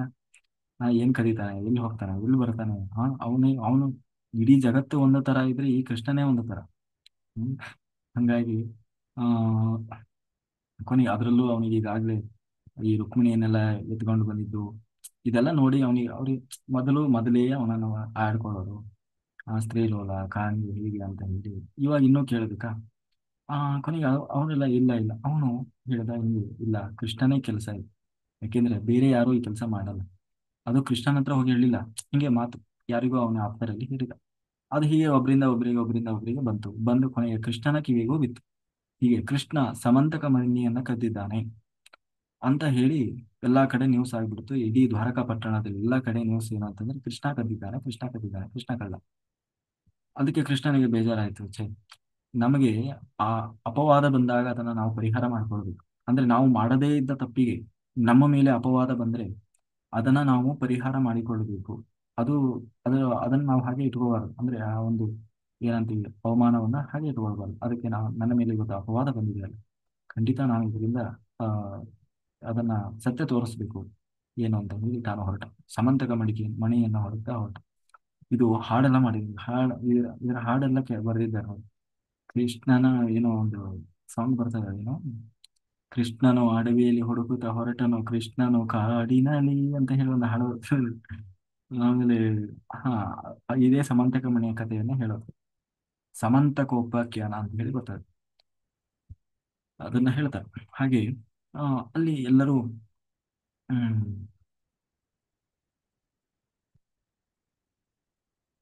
ಆ ತಾನು ಹುಡುಕ್ತಾ ಹೋಗ್ತಾನೆ. ಅಲ್ಲಿ ನೋಡೋದ್ರೊಳಗೆ ಒಂದು ಸಿಂಹ, ಆ ಇವನ ಯಾರು ಆ ಸ ಇವನ ಇವನ ಆ ಸ ಇವನ ಸತ್ರಾಜಿತ ತಮ್ಮ ಏನಿದ್ದ, ಅವನನ್ನ ಕೊಂದು ಆ ಸಿಂಹ ಆ ಏನು ಮಣಿಯನ್ನ ತಗೊಂಡು ಕಚ್ಕೊಂಡು ಹೋಗ್ತಾ ಇದೆ. ಅದನ್ನ ನೋಡಿದಂತಹ ಒಂದು ಕರಡಿ ಆ ಸಿಂಹವನ್ನು ಕೂಡ ಕೊಂದು ಏನು ಈ ಮಣಿಯನ್ನ, ಸಮಂತಕ ಮಣಿಯನ್ನು ತಗೊಂಡು ಹೋಗಿ ಒಂದು ಗುಹೆಯಲ್ಲಿ ಇಟ್ಟಿದೆ. ಅದನ್ನ ಕೃಷ್ಣ ನೋಡಿದ. ಅಲ್ಲಿ ಏನು ಈ ಆ ಏನು ಅವನ ಆ ಸಿಂಹ ಕೊಂದಿದೆ, ಅದನ್ನ ನೋಡಿದ. ಆ ಸಿಂಹದ ಕಾಲು ಗುರುತನ್ನ ನೋಡ್ತಾ ನೋಡ್ತಾ ಕೃಷ್ಣ ಮುಂದೆ ಹೋಗ್ತಾನೆ. ಅಲ್ಲಿ ಸಿಂಹವೂ ಕೂಡ ಸತ್ತು ಬಿದ್ದಿದೆ. ಕೊನೆಗೆ ಅಲ್ಲಿ ಮತ್ತೆ ಪುನಃ ಕರಡಿ ಹೆಜ್ಜೆಗಳನ್ನ ನೋಡ್ತಾ ಹೋದ್ರೆ ಅದು ಒಂದು ಗುಹೆ ಹತ್ರ ಕರ್ಕೊಂಡು ಹೋಯ್ತು. ಅಂದ್ರೆ ಆ ಹೆಜ್ಜೆ ಗುರುತನ್ನ ನೋಡ್ತಾ ನೋಡ್ತಾ ಹೋದ್ರೆ ಒಂದು ಗುಹೆ. ಆ ಗುಹೆಯಲ್ಲಿ ಒಂದು ಸಣ್ಣ ಹುಡುಗಿ ಆ ಮಣಿಯನ್ನು ಇಟ್ಕೊಂಡು ಆಟ ಆಡ್ತಾ ಇದ್ವಿ. ಅದು ನೋಡೋದ್ರೊಳಗೆ ಯಾರು ಅಂತ ಅದು ಅವನು ಇಸ್ಕೊಳ್ಳಕ್ ಹೋದ ಕೂಡಲೇ ಹೊರಗಡೆಯಿಂದ ಒಂದು ಕರಡಿ ಬಂತು. ಅವನು ಯಾರು ಅಂತಂದ್ರೆ ಅವನೇ ಜಾಂಬವಂತ. ರಾಮಾಯಣ ಕಾಲದಲ್ಲಿ ಇದ್ದಂತಹ ಒಬ್ಬ ಜಾಂಬವಂತ. ಆ ಜಾಂಬವಂತನಿಗೂ ಜೊತೆಗೆ ಯಾದವರನ್ನು ಕರ್ಕೊಂಡು ಹೋಗಿದ್ದ ಕೃಷ್ಣ. ಯಾದವರನ್ನು ಜೊತೆಗೆ ಕರ್ಕೊಂಡು ಹೋಗಿದ್ದ. ಯಾದವರನ್ನ ಕರ್ಕೊಂಡು ಹೋದ್ರೆ ಇವ್ರನ್ನೆಲ್ಲ ಬಾಗ್ಲಲ್ಲೇ ನಿಲ್ಲಿಸಿ ಒಳಗಡೆ ಹೋದ ಕೃಷ್ಣ. ಆ ಗುಹೆಯ ಒಳಗಡೆ ಹೋದ್ರೆ ಅಲ್ಲಿ ಜಾಂಬವಂತ ಇದ್ದ. ಅಲ್ಲಿ ಮಣಿಯು ಕಾಣಿಸ್ತು. ಅಲ್ಲಿ ಕೊನೆಗೆ ಆ ಜಾಂಬವಂತನಿಗೂ ಮತ್ತೆ ಕೃಷ್ಣನಿಗೂ ಭಾರಿ ಘೋರ ಯುದ್ಧ ನಡೀತು. ಯುದ್ಧ, ಮಲ್ಲ ಯುದ್ಧ. ಎಷ್ಟು ಅಂತಂದ್ರೆ 28 ದಿನಗಳ ಕಾಲ ಯುದ್ಧ ನಡೀತದೆ. ಅಂದ್ರೆ ಅವನು ಅಷ್ಟು, ಯಾಕೆಂದ್ರೆ ಎಷ್ಟು ಅಂದ್ರೆ ಅವನು ದೊಡ್ಡ ರಾಮನ ಭಕ್ತ ಅವನು. ಮತ್ತೆ ಈ ಕಡೆ ಏನಾಯ್ತು ಅಂತಂದ್ರೆ ಯಾದವರು ಒಳಗೆ ಹೋದ ಕೃಷ್ಣ ಬರಲೇ ಇಲ್ಲ. ಒಂದಿನ ಆಯ್ತು, 2 ದಿನ ಆಯ್ತು, 3 ದಿನ ಆಯ್ತು, 12 ದಿನ ಕಾದ್ರು ಯಾಕೋ ಕೃಷ್ಣ ಹೊರಗೆ ಬರಲಿಲ್ಲ. ಅಂತ ಹೇಳಿ ಇವ್ರಿಗೆ ಒಳಗೆ ಹೋಗಕ್ಕೆ ಭಯ. ಯಾಕೆಂದ್ರೆ ಕೃಷ್ಣನೇ ಒಳಗೆ ಹೋದವನು ಹೊರಗೆ ಬಂದಿಲ್ಲ ಅಂದ್ರೆ ನಮ್ ಕತೆ ಇದೆ. ಅದು ಒಳಗೆ ಏನಾಯ್ತು ಏನು, ಅಲ್ಲಿ ಏನಿದೆಯೋ ಏನು ಅಂತ ಹೇಳಿ ಅವರಿಗೆ ಭಯ ಆಗ್ಬಿಡ್ತು ಒಳಗಡೆ ಹೋಗ್ಲಿಕ್ಕೆ. ಅವ್ರಿಗೆ ಯಾಕೋ ಭಯ ಆಯ್ತು. ಯಾದವರೆಲ್ಲ ಬಂದು ದ್ವಾರಕಾ ಪಟ್ಟಣದಲ್ಲಿ ಹೇಳಿದ್ರು, ಕೃಷ್ಣ ಹಂಗೆ ಒಳಗೆ ಹೋದ, ಗುಹೆ ಒಳಗೆ ಹೋದವನು ಬರಲೇ ಇಲ್ಲ, 12 ದಿನ ಆಯ್ತು, ಏನಾಗ್ಬಿಡ್ತೋ ಏನೋ ಅಂತ ಹೇಳಿ ಎಲ್ಲರಿಗೂ ಬಹಳ ಏನೋ ಭಯ ಆಗ್ಬಿಡ್ತು. ಕೃಷ್ಣನಿಗೆ ಏನಾಗ್ಬಿಡ್ತೋ ಏನೋ ಅಂತ ಹೇಳಿ ಎಲ್ಲರೂ ದುರ್ಗೆಯನ್ನ ಆರಾಧನೆ ಮಾಡ್ಲಿಕ್ಕೆ ಶುರು ಮಾಡಿದ್ರಂತೆ. ಎಲ್ಲ ಹರಕೆ ಹೊತ್ಕೊಳ್ಳೋದೇನೋ, ಯಾಕೆಂದ್ರೆ ನಮ್ಮ ಕೃಷ್ಣನಿಗೆ ಏನೋ ಆಗದೇ ಇರಲಿ, ಪುನಃ ಕೃಷ್ಣ ಸುರಕ್ಷಿತವಾಗಿ ವಾಪಸ್ ಬರಲಿ ಅಂತ ಹೇಳಿ ಎಲ್ಲರೂ ಹರಕೆ ಮೇಲೆ ಹರಕೆ ಹರಕೆ ಎಲ್ಲ ಹೊತ್ಕೊಂಡು ಆ ದೇವಿಯನ್ನ ಸ್ತೋತ್ರ ಮಾಡ್ತಾ ಕೃಷ್ಣ ಬರುವವರೆಗೂ ಇನ್ನು 12 ದಿನ ನಿರಂತರವಾಗಿ ಆ ದುರ್ಗೆಯನ್ನ ಆರಾಧನೆ ಮಾಡಿದರು. 28 ದಿನ ಅವಾಗ ಯುದ್ಧ ಮಾಡಿ, ಅವಾಗ ಕೊನೆಗೆ ಬಹಳ ಸುಸ್ತಾಗಿ ಹೋದ ಆ ಯಾರೋ ಜಾಂಬವಂತ. ಸುಸ್ತಾಗಿ ತಾನು ಆ ಕೃಷ್ಣನನ್ನ ಕಣ್ಣಲ್ಲಿ ಕಣ್ಣಿಟ್ಟು ನೋಡ್ತಾನೆ. ಸಾಕ್ಷಾತ್ ರಾಮಚಂದ್ರನನ್ನೇ ನೋಡಿದಂಗ ಆಗ್ತಾ ಇದೆ. ಯಾಕೆಂದ್ರೆ ರಾಮ ಬೇರೆ ಇಲ್ಲ, ಕೃಷ್ಣ ಬೇರೆ ಇಲ್ಲ, ಕೈಯಲ್ಲಿ ಬಿಲ್ಲು ಬಾಣ ಒಂದಿಲ್ಲ. ಅದನ್ನ ನೋಡಿ ಬಹಳ ಅವನಿಗೆ ಆಶ್ಚರ್ಯ ಆಯ್ತು. ಏನಿದು, ನನ್ನ ಸ್ವಾಮಿ ರಾಮ ಕಣ್ಣಂಗ್ ಕಾಣ್ತಾ ಇದ್ದಾನಲ್ಲ, ಯಾರು ನೀನು ಅಂತ ಕೇಳಿದಾಗ ಅವನು ಹೇಳಿದ, ನಾನೇ ಆ ರಾಮರೂಪದಿಂದ ಕೃಷ್ಣ ತಾನು ಅವನಿಗೆ ಕಾಣಿಸ್ಕೊಳ್ತಾನೆ. ಆಗ ಅಯ್ಯೋ, ನಾನು ನನ್ನ ಸ್ವಾಮಿಯ ಜೊತೆಗೆ ಯುದ್ಧ ಮಾಡಿಬಿಟ್ನಲ್ವಾ ಅಂತ ಹೇಳಿ. ಅದಕ್ಕೆ ಕೃಷ್ಣ ಹೇಳ್ತಾನೆ, ಇಲ್ಲ ನೀನೇನು ತಪ್ಪು ತಿಳ್ಕೊಳ್ಬೇಡ. ನೀನು ಮನಸ್ಸಿನಲ್ಲಿ ಒಮ್ಮೆ ಭಾವಿಸಿದ್ದೆ, ನಾನು ನಾನು ಮತ್ತೆ ರಾಮ ಒಂದ್ಸರಿ ಯುದ್ಧ ಮಾಡಿಬೇಕು, ಆ ಯಾರು ಬಲಿಷ್ಠರಿದ್ದಾರೆ ನೋಡ್ಬೇಕು ಅಂತ ಹೇಳಿ ಅವನು ಮನಸ್ಸಿನಲ್ಲಿ ಒಮ್ಮೆ ಆಲೋಚನೆ ಬಂದಿತ್ತಲ್ಲ. ಜೊತೆಗೆ ಅವನು ಇಷ್ಟು ದಿವಸ ಯಾಕೆ ಹಾಗೆ ಉಳಿದಿದ್ದ ಅಂತಂದ್ರೆ, ಕೃಷ್ಣನಿಗೆ ನನ್ನ ಮಗಳನ್ನು ಕೃಷ್ಣನಿಗೆ ಕೊಟ್ಟು ವಿವಾಹ ಮಾಡಬೇಕು ಅಂತಾನೆ ಅವನು ಕೃಷ್ಣನಿಗಾಗಿ ಕಾದು ಕೂತಿದ್ದ. ಈಗ ಗೊತ್ತಾಯ್ತು, ಬಂದಿದ್ದು ಸಾಕ್ಷಾತ್ ಕೃಷ್ಣ. ಮತ್ತೆ ಯುದ್ಧ ಮಾಡಿದ್ನಲ್ವ, ಸಾಕ್ಷಾತ್ ರಾಮನ ಜೊತೆಗೆ ಯುದ್ಧ ಮಾಡಿದಂತಹ ಅವನ ಒಂದು ಆಸೆ ಏನಿತ್ತು ಒಳಗಡೆ, ಅದು ಕೂಡ ನೆರವೇರಿತು. ಅದಕ್ಕೆ ದೇವರೇ ಅಯ್ಯೋ ಏನ್ ಮಾಡ್ಲಿ ನಾವು, ಯಾಕೆಂದ್ರೆ ಭಗವಂತನ ಜೊತೆಗೆ ಯುದ್ಧ ಮಾಡಿಬಿಟ್ನಲ್ಲ ಅಂತ ಹೇಳಿ. ಯಾಕೆಂದ್ರೆ ಯುದ್ಧ ಆದ್ಮೇಲೆ ಅದರಲ್ಲಿ ಹೊಡೆದಿರ್ತಾರೆ, ಹಿಂಸೆ ಕಾಲಲ್ಲಿ ಒದ್ದಿರ್ತಾರೆ, ಏನೇನೋ ಆಗಿರ್ತದೆ. ಅದಕ್ಕೆ ಅವನಿಗೆ ಬಹಳ ಪಶ್ಚಾತ್ತಾಪ ಆಯ್ತು. ನಾನು ನನ್ನ ಸ್ವಾಮಿಯ ಜೊತೆಗೆ ಯುದ್ಧ ಮಾಡಿಬಿಟ್ನಲ್ಲ. ಅದಕ್ಕೆ ಈ ಪಾಪಕ್ಕೆ ಪ್ರಾಯಶ್ಚಿತ್ತ ಏನು, ಕನ್ಯಾದಾನ. ಅಂದ್ರೆ ನಾವು ಮಾಡಿರೋ ಎಲ್ಲಾ ಪ್ರಾಯಶ್ಚಿತ್ತ ಕನ್ಯಾದಾನ ಮಾಡುವ ಮೂಲಕ ನಮ್ಮ ಪಾಪ ಕಳ್ಕೊಳ್ಬಹುದು. ಅದಕ್ಕೆ ಹೇಳ್ತಾರೆ, 10 ಜನ ಮಕ್ಕಳನ್ನ, ಗಂಡು ಮಕ್ಕಳನ್ನಾದ್ರೂ ಪಡಿಬೇಕಂತೆ. ಆ 10 ಜನ ಗಂಡು ಮಕ್ಕಳನ್ನ ಪಡಿಬೇಕಂತೆ, ಒಂದಾದ್ರೂ ಹೆಣ್ಣು ಮಗಳನ್ನ ಪಡಿಬೇಕಂತೆ. ಯಾಕೆಂದ್ರೆ 10 ಜನ ಗಂಡು ಮಕ್ಕಳು ಯಾಕೆ ಅಂತಂದ್ರೆ, ಅದರಲ್ಲಿ ಒಬ್ಬನಾದ್ರೂ ತಂದೆ ತಾಯಿನ ಉದ್ಧಾರ ಮಾಡಿಯಾನು ಅಂತ ಅಲ್ವಾ. ಒಬ್ಬನಾದ್ರೂ ಕುಲವನ್ನ ಉದ್ಧಾರ ಮಾಡುವವನು ಬಂದು ಬರ್ಬೋದು ಅಂತ ಹೇಳಿ. ಯಾಕೆಂದ್ರೆ ಬಂದ ಮಕ್ಕಳೆಲ್ಲ ಉದ್ಧಾರ ಮಾಡ್ತಾರೆ ಅಂತ ಹೇಳಕ್ಕಾಗಲ್ಲ. ಆ ಎಲ್ಲ ಅವ್ರವ್ರದ್ದು ನೋಡ್ಕೊಂಡು ಹೋಗೋರೇ ಜಾಸ್ತಿ.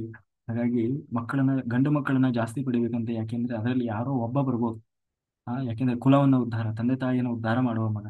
ಹಾಗಾಗಿ ಜಾಸ್ತಿ ಗಂಡು ಮಕ್ಕಳನ್ನ ಪಡೀರಿ, ಒಂದಾದ್ರೂ ಹೆಣ್ಣು ಮಕ್ಕಳನ್ನ ಪಡೀರಿ ಅಂತ. ಯಾಕೆ ಒಂದಾದ್ರೂ ಹೆಣ್ಣು ಮಕ್ಕಳನ್ನ ಪಡೀರಿ ಅಂತ ಹೇಳ್ತಾರೆ ಅಂದ್ರೆ, ಆ ಹೆಣ್ಣು ಮಗಳು ತಾನು ಇದ್ದಾಗಲೇ, ಅಂದ್ರೆ ತಂದೆ ತಾಯಿ ಇದ್ದಾಗಲೇನೆ ಅವರನ್ನು ಉದ್ಧಾರ ಮಾಡ್ತಾರಂತೆ. ಹೇಗೆ ಅಂತಂದ್ರೆ ಕನ್ಯಾದಾನ ಮಾಡುವ ಮೂಲಕ. ಯಾಕೆಂದ್ರೆ ಕನ್ಯಾದಾನ ಮಾಡಿದ್ರೆ ನಮ್ಮ ಎಷ್ಟೋ ಕರ್ಮಗಳು, ಅರ್ಧ ಕರ್ಮ ಕಳೆದು ಹೋಗ್ತದೆ. ಕನ್ಯಾದಾನಕ್ಕೆ ಅಷ್ಟು ಒಂದು ಹೆಣ್ಣಿನ ಜನ್ಮ ಯಾವಾಗ ಅವಳು ಆ ಸಾರ್ಥಕ ಆಗ್ತದೆ ಅಂದ್ರೆ, ಒಂದು ಮಗುವಿಗೆ ಜನ್ಮ ಕೊಟ್ಟಾಗ ಅವಳ ಅರ್ಧ ಕರ್ಮಗಳು ಕಳೀತವೆ, ಒಂದು ಮಗುವಿಗೆ ಜನ್ಮ ಕೊಟ್ಟ. ಹಾಗಾಗಿ ಯಾಕೆ ಹೆಣ್ಮಕ್ಳು ಮಕ್ಕಳನ್ನ ಪಡಿಬೇಕು ಅಂತ ಹೇಳ್ತಾರೆ ಅಂದ್ರೆ, ಅವ್ರ ಕರ್ಮ ಕಳೀತದೆ. ಯಾಕೆಂದ್ರೆ ಒಂದು ಆತ್ಮ ಬರಲಿಕ್ಕೆ ಅವ್ರು ಸಹಾಯ ಮಾಡ್ತಾರಲ್ಲ. ಯಾಕೆಂದ್ರೆ ಇವತ್ತು ಎಷ್ಟೋ ಲಕ್ಷಾಂತರ ಕೋಟ್ಯಾಂತರ ಆತ್ಮಗಳು ಬರ್ಲಿಕ್ಕೆ ಕಾಯ್ತಾ ಇದ್ದಾವೆ, ಆದ್ರೆ ಗರ್ಭಗಳಿಲ್ಲ ಅಲ್ವಾ. ಅದಕ್ಕೆ ಬೇಕಾದಂತಹ ಗರ್ಭ ಬೇಕಲ್ಲ. ಆ ಹಾಗಾಗಿ ಕಾಯ್ತಾ ಇರ್ತಾರೆ. ಅಂತ ಒಂದು ಆತ್ಮ ಬಂದು ತಾನು ಉದ್ಧಾರ ಆಗ್ಲಿಕ್ಕೆ ಅವರು ಒಂದು ಮಾರ್ಗ ಆಗ್ತಾರೆ. ಹಾಗಾಗಿ ಅದು ಒಂದು ಪುಣ್ಯದ ಕೆಲಸ. ಯಾಕೆಂದ್ರೆ ಅದರಲ್ಲಿ ಏನೂ ಸ್ವಾರ್ಥ ಇರಲ್ಲ. ಇವರು ನಿದ್ದೆ ತ್ಯಾಗ ಮಾಡ್ತಾರೆ, ಊಟ ತಿಂಡಿ ನಿದ್ದೆ, ಇವರ ಆಸೆ ಬಯಕೆ ಪ್ರತಿಯೊಂದನ್ನು ತ್ಯಾಗ ಮಾಡಿ ಆ ಮಗುವಿಗೋಸ್ಕರ ತಾವು ಪ್ರಯತ್ನ ಮಾಡ್ತಾರೆ. ಇಷ್ಟೆಲ್ಲ ನಿಸ್ವಾರ್ಥ ಸೇವೆ ಮಾಡ್ತಾರೆ. ಯಾಕಾಗಿ ಆ ಆತ್ಮ ಅಷ್ಟೆಲ್ಲ ಮಾಡಿದಕ್ಕೋಸ್ಕರ ತಾನೇ ಆ ಆತ್ಮ ಒಂದು ದಿನ ದೊಡ್ಡದಾಗಿ ಬೆಳೆದು ತಾನು ಸಾಧನೆ ಮಾಡೋದು. ಇವತ್ತು ಏನೇ ತಪಸ್ಸು ಮಾಡ್ಲಿ, ಧ್ಯಾನ ಮಾಡ್ಲಿ, ಏನೇ ಮಾಡಿರ್ಲಿ, ಇಷ್ಟೆಲ್ಲ ಆಗ್ತಾ ಇದೆ ಇವತ್ತು ಅಂತಂದ್ರೆ ಯಾವತ್ತೋ ಒಂದು ದಿನ ಹೆತ್ತ ತಾಯಿ ಇಷ್ಟೆಲ್ಲ ಮಾಡಿ ಬೆಳಗಿಸಿ ದೊಡ್ಡವರಾಗಿ ಇಷ್ಟೆಲ್ಲ ಮಾಡಿದಕ್ಕೆ ತಾನೇ ಇವತ್ತು ಮಾಡ್ತಾ ಇರೋದು.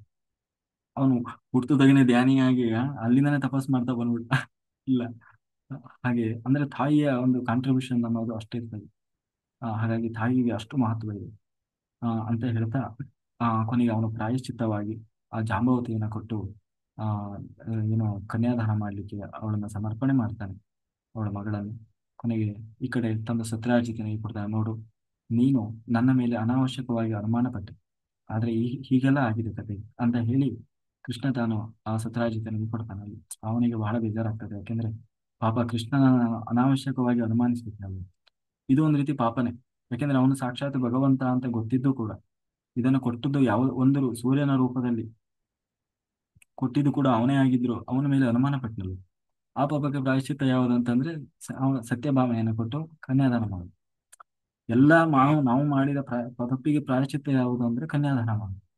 ಅದಕ್ಕೆ ಆ ನಾನು ಸತ್ಯಭಾಮೆಯನ್ನು ಕೊಟ್ಟು ನಿನಗೆ ಕನ್ಯಾದಾನ ಮಾಡ್ತೇನೆ ಅಂತ ಹೇಳಿ ಆ ಸತ್ಯಭಾಮೆಯನ್ನ ತಾನು ಆ ಅವನಿಗೆ ದಾರಿಯನ್ನು ಕೊಡ್ತಾನೆ. ಹಾಗೆ ಸತ್ಯಭಾಮೆ ಮತ್ತೆ ಜಾಂಬವತಿ ಇಬ್ಬರನ್ನು ಕೂಡ ಈ ರೀತಿಯಾಗಿ ಕೃಷ್ಣ ತಾನು ವಿವಾಹವಾಗ್ತಾನೆ ಆ ಅಂತ ಹೇಳ್ತಾ ಮುಂದೆ ಎಲ್ಲ ತಾನು ಅಷ್ಟಮಹಿಷರು ಅಂದ್ರೆ 8 ಜನ ಅಷ್ಟಮಹಿಷರು ಅಂತ ಹೇಳಿ 8 ಜನ ಪತ್ನಿಯರು, ಇನ್ನು ಉಳಿದವರು 16,100 ಜನ ಪತ್ನಿಯರು, ಅವರನ್ನು ತಾನು ಕೃಷ್ಣ ಹೇಗೆ ತಾನು ವಿವಾಹವಾದ ಅನ್ನುವುದನ್ನು ನಾಳೆ ದಿವಸ ನಾನು ನಾವು ನೋಡೋಣ ಅಂತ ಹೇಳಿದ ಕಾಯಿನ ವಾಚ ಮನಸ್ಸೇಂದ್ರಿಯ ಬುದ್ಧಾತ್ಮನಾವ ಪ್ರಕೃತಿ ಸ್ವಭಾವ ಕರೋಮಿ ಎಂದು ಸಕಲಂ ಪರಸ್ಮೈ ನಾರಾಯಣಾಯತಿ ಸಮರ್ಪಯಾಮಿ.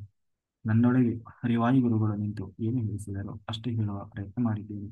ಏನೇ ಲೋಪದೋಷ ಇದ್ದರೂ ಅದು ನನ್ನ ತಪ್ಪಿನಿಂದ ಬಂದ ಸುಜ್ಞಾನವೆಲ್ಲವೂ ಭಗವಂತನದ್ದು ಅಂತ ಹೇಳ್ತಾ ಇಲ್ಲಿಯವರೆಗೆ ಜೂಮ್ ಮಾತ್ರ ಯೂಟ್ಯೂಬ್ನಲ್ಲಿ ವೀಕ್ಷಿಸಿದಂತಹ ಎಲ್ಲ ಧ್ಯಾನಯೋಗಿ ಬಂಧುಗಳಿಗೆ ಅನಂತ ಕೋಟಿ ಧನ್ಯವಾದಗಳು. Thank you, thank you, thank you. Very good, very good masters. ಎಲ್ಲರೂ ಯಾರಾದರೂ ಮಾತಾಡೋರಿದ್ರೆ ಮಾತಾಡಿ, ಹ್ಯಾಂಡ್ ರೈಸ್ ಮಾಡಿ. ಉಮೇಶ್ ಸರ್.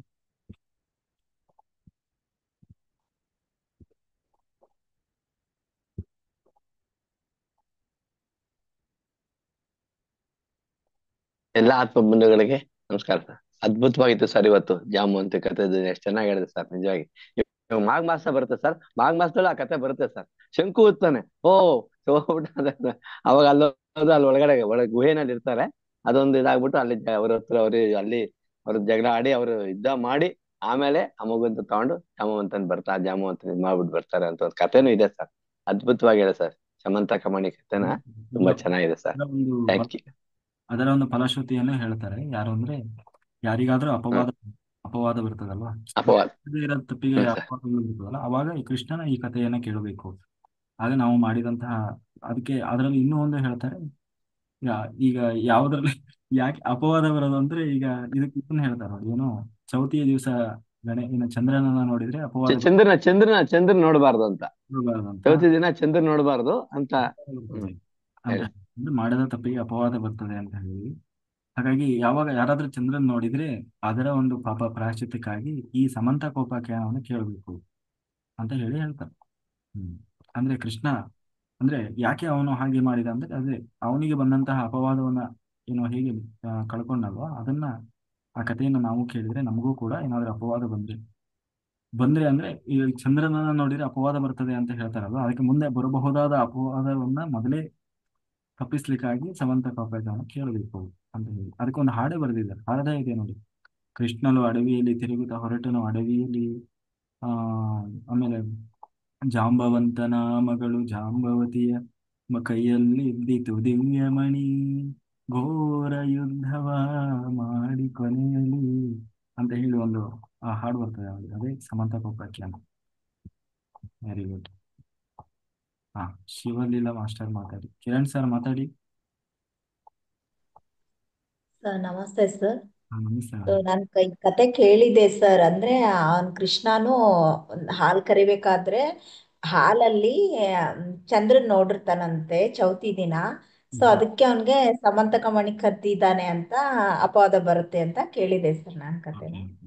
ಬಟ್ ಆದ್ರೆ ನಂಗೆ ಇನ್ನೊಂದ್ ಏನಂದ್ರೆ ಸರ್, ಇವಾಗ ಹಿಂದಿನ ಕಾಲದಲ್ಲಿ 2-3 ಮದ್ವೆ ಆಗ್ತಿದ್ರಲ್ಲ ಸರ್, ಅದು ಸರಿನಾ ತಪ್ಪು ಅಂತ. ಅಂದ್ರೆ ಆತರ ಮದ್ವೆ ಆಗೋದ್ರಿಂದ ಒಡಕುಗಳೇ ಜಾಸ್ತಿ ಬರ್ತಿದ್ವು. ಸೊ ಆತರ ಸರಿನಾ ತಪ್ಪ ಅಂತ ಕ್ವಶನ್ ಸರ್. ಅವತ್ತಿನ ಒಂದು ಮಾನಸ್ಥಿತಿ ಆತರ ಇತ್ತು. ಅಂದ್ರೆ ಹೊಂದಾಣಿಕೆ ಇರ್ತಾ ಇತ್ತು ಒಬ್ರಿಗೊಬ್ರು. ಆ ಹಾಗಾಗಿ ಅವರು ಇರ್ತಾ ಇದ್ರು. ಬಟ್ ಇವಾಗ ಹೊಂದಾಣಿಕೆ ಇರಲ್ವಲ್ಲ, ಹಂಗಾಗಿ ಅದು ಸಾಧ್ಯ ಇಲ್ಲ. ಆಮೇಲೆ ಸಾಕು, ಒಬ್ರಿಗೆ ಬೇಕಾಗಿ ಒಬ್ಬರನ್ನೇ ಸಂಭಾಳಿಸಿದ್ರೆ ಸಾಕು ಅಲ್ವಾ? ಇನ್ನು ಅಂಥದ್ರಲ್ಲಿ ಒಬ್ಬನೇ ಸಂಸಾರ ಆಗಲ್ಲ. ಅಲ್ಲ ಸರ್, ಕರೆಕ್ಟು. ಇವಾಗಿನ ಜನರೇಷನ್ ಅದನ್ನ ಉಲ್ಟಾ ತಗೊಂಡ್ಬಿಟ್ಟಿದೆ ಸರ್. ದೇವ್ರನೇ ಅಷ್ಟೊಂದ್ ಮದ್ವೆ ಆಗ್ತಾನೆ, ನಾವ್ಯಾಕ್ ಆಗ್ಬಾರ್ದು ಅಂತ ನಾನು ಅನ್ಕೊಂಡು. ಹೇಳೋದು ಅದಕ್ಕೆ ಹೇಳಿ, ಮುಂದೆ ಇನ್ನೂ ಕಥೆ ಇದೆ, ಕೃಷ್ಣನ ಕಥೆ ಇದೆ, ಮುಗುದಿಲ್ಲ. ಹಾ 16 ಸರ್. ಸಾವಿರದ 108 ಪತ್ನಿಯರನ್ನ ಮದುವೆ ಆಗಿದ್ದ ಕೃಷ್ಣ ಯಾರನ್ನೂ ಕೂಡ ತಾನು ಇಚ್ಛಿಸಿ ಮದುವೆ ಆಗಿರಲಿಲ್ಲ. ಎಲ್ಲರೂ ಅವರಾಗೆ ಇಚ್ಛಿಸಿ ಕೃಷ್ಣನನ್ನ ಬಯಸಿ ಬಂದವರು. ತಮ್ಮನ್ನ ತಾವು ಸಮರ್ಪಣೆ ಮಾಡಿಕೊಂಡವರು. ನಿನ್ನಗೋಸ್ಕರನೇ ನಮ್ಮ ಜೀವನ, ನಿನ್ನನ್ನೇ ಪಡಿಬೇಕು ಅಂತ ಹೇಳಿ, ನಿನಗೋಸ್ಕರವೇ ಕಾದು ಕೂತವರು ಅಂತ ಹೇಳಿ ಕೃಷ್ಣನಿಗೆ ತನ್ನನ್ನು ತಾವು ಸಮರ್ಪಣೆ ಮಾಡಿಕೊಂಡವರು. ಜೊತೆಗೆ ಹ್ಮ್. ಕೃಷ್ಣ ಏಕಪತ್ನಿ ವ್ರತಸ್ಥನಾಗಿದ್ದ. ಪ್ರತಿಯೊಬ್ಬ ಹೆಣ್ಣು ಮಕ್ಕಳಿಗೂ ಕೂಡ ಒಂದೊಂದು ಅರಮನೆಯನ್ನ ಕಟ್ಟಿಕೊಟ್ಟಿಲ್ಲ. ಪ್ರತಿಯೊಬ್ಬ ಹೆಣ್ಣು ಮಗಳಿಗೂ, ಮದುವೆಯಾದ ಪ್ರತಿಯೊಬ್ಬ ಹೆಣ್ಣು ಮಗಳಿಗೂ ಕೂಡ 10 ಜನ ಮಕ್ಕಳಿದ್ರು. ಅದರಲ್ಲಿ ಅದನ್ನೇ ಹೇಳ್ತಾರೆ, 9 ಗಂಡ ಆದ್ರೆ ಒಂದು ಹೆಣ್ಣಂತ. ಪ್ರತಿಯೊಬ್ಬರು, ಯಾರಿಗೂ ಭೇದ ಭಾವ ಇಲ್ಲ. ಪ್ರತಿಯೊಬ್ಬರಿಗೂ ಅರಮನೆಯನ್ನ ಕಟ್ಟಿಸಿಕೊಟ್ಟಿದ್ದು. ಅದು ಮುಂದೆ ಬರ್ತದೆ.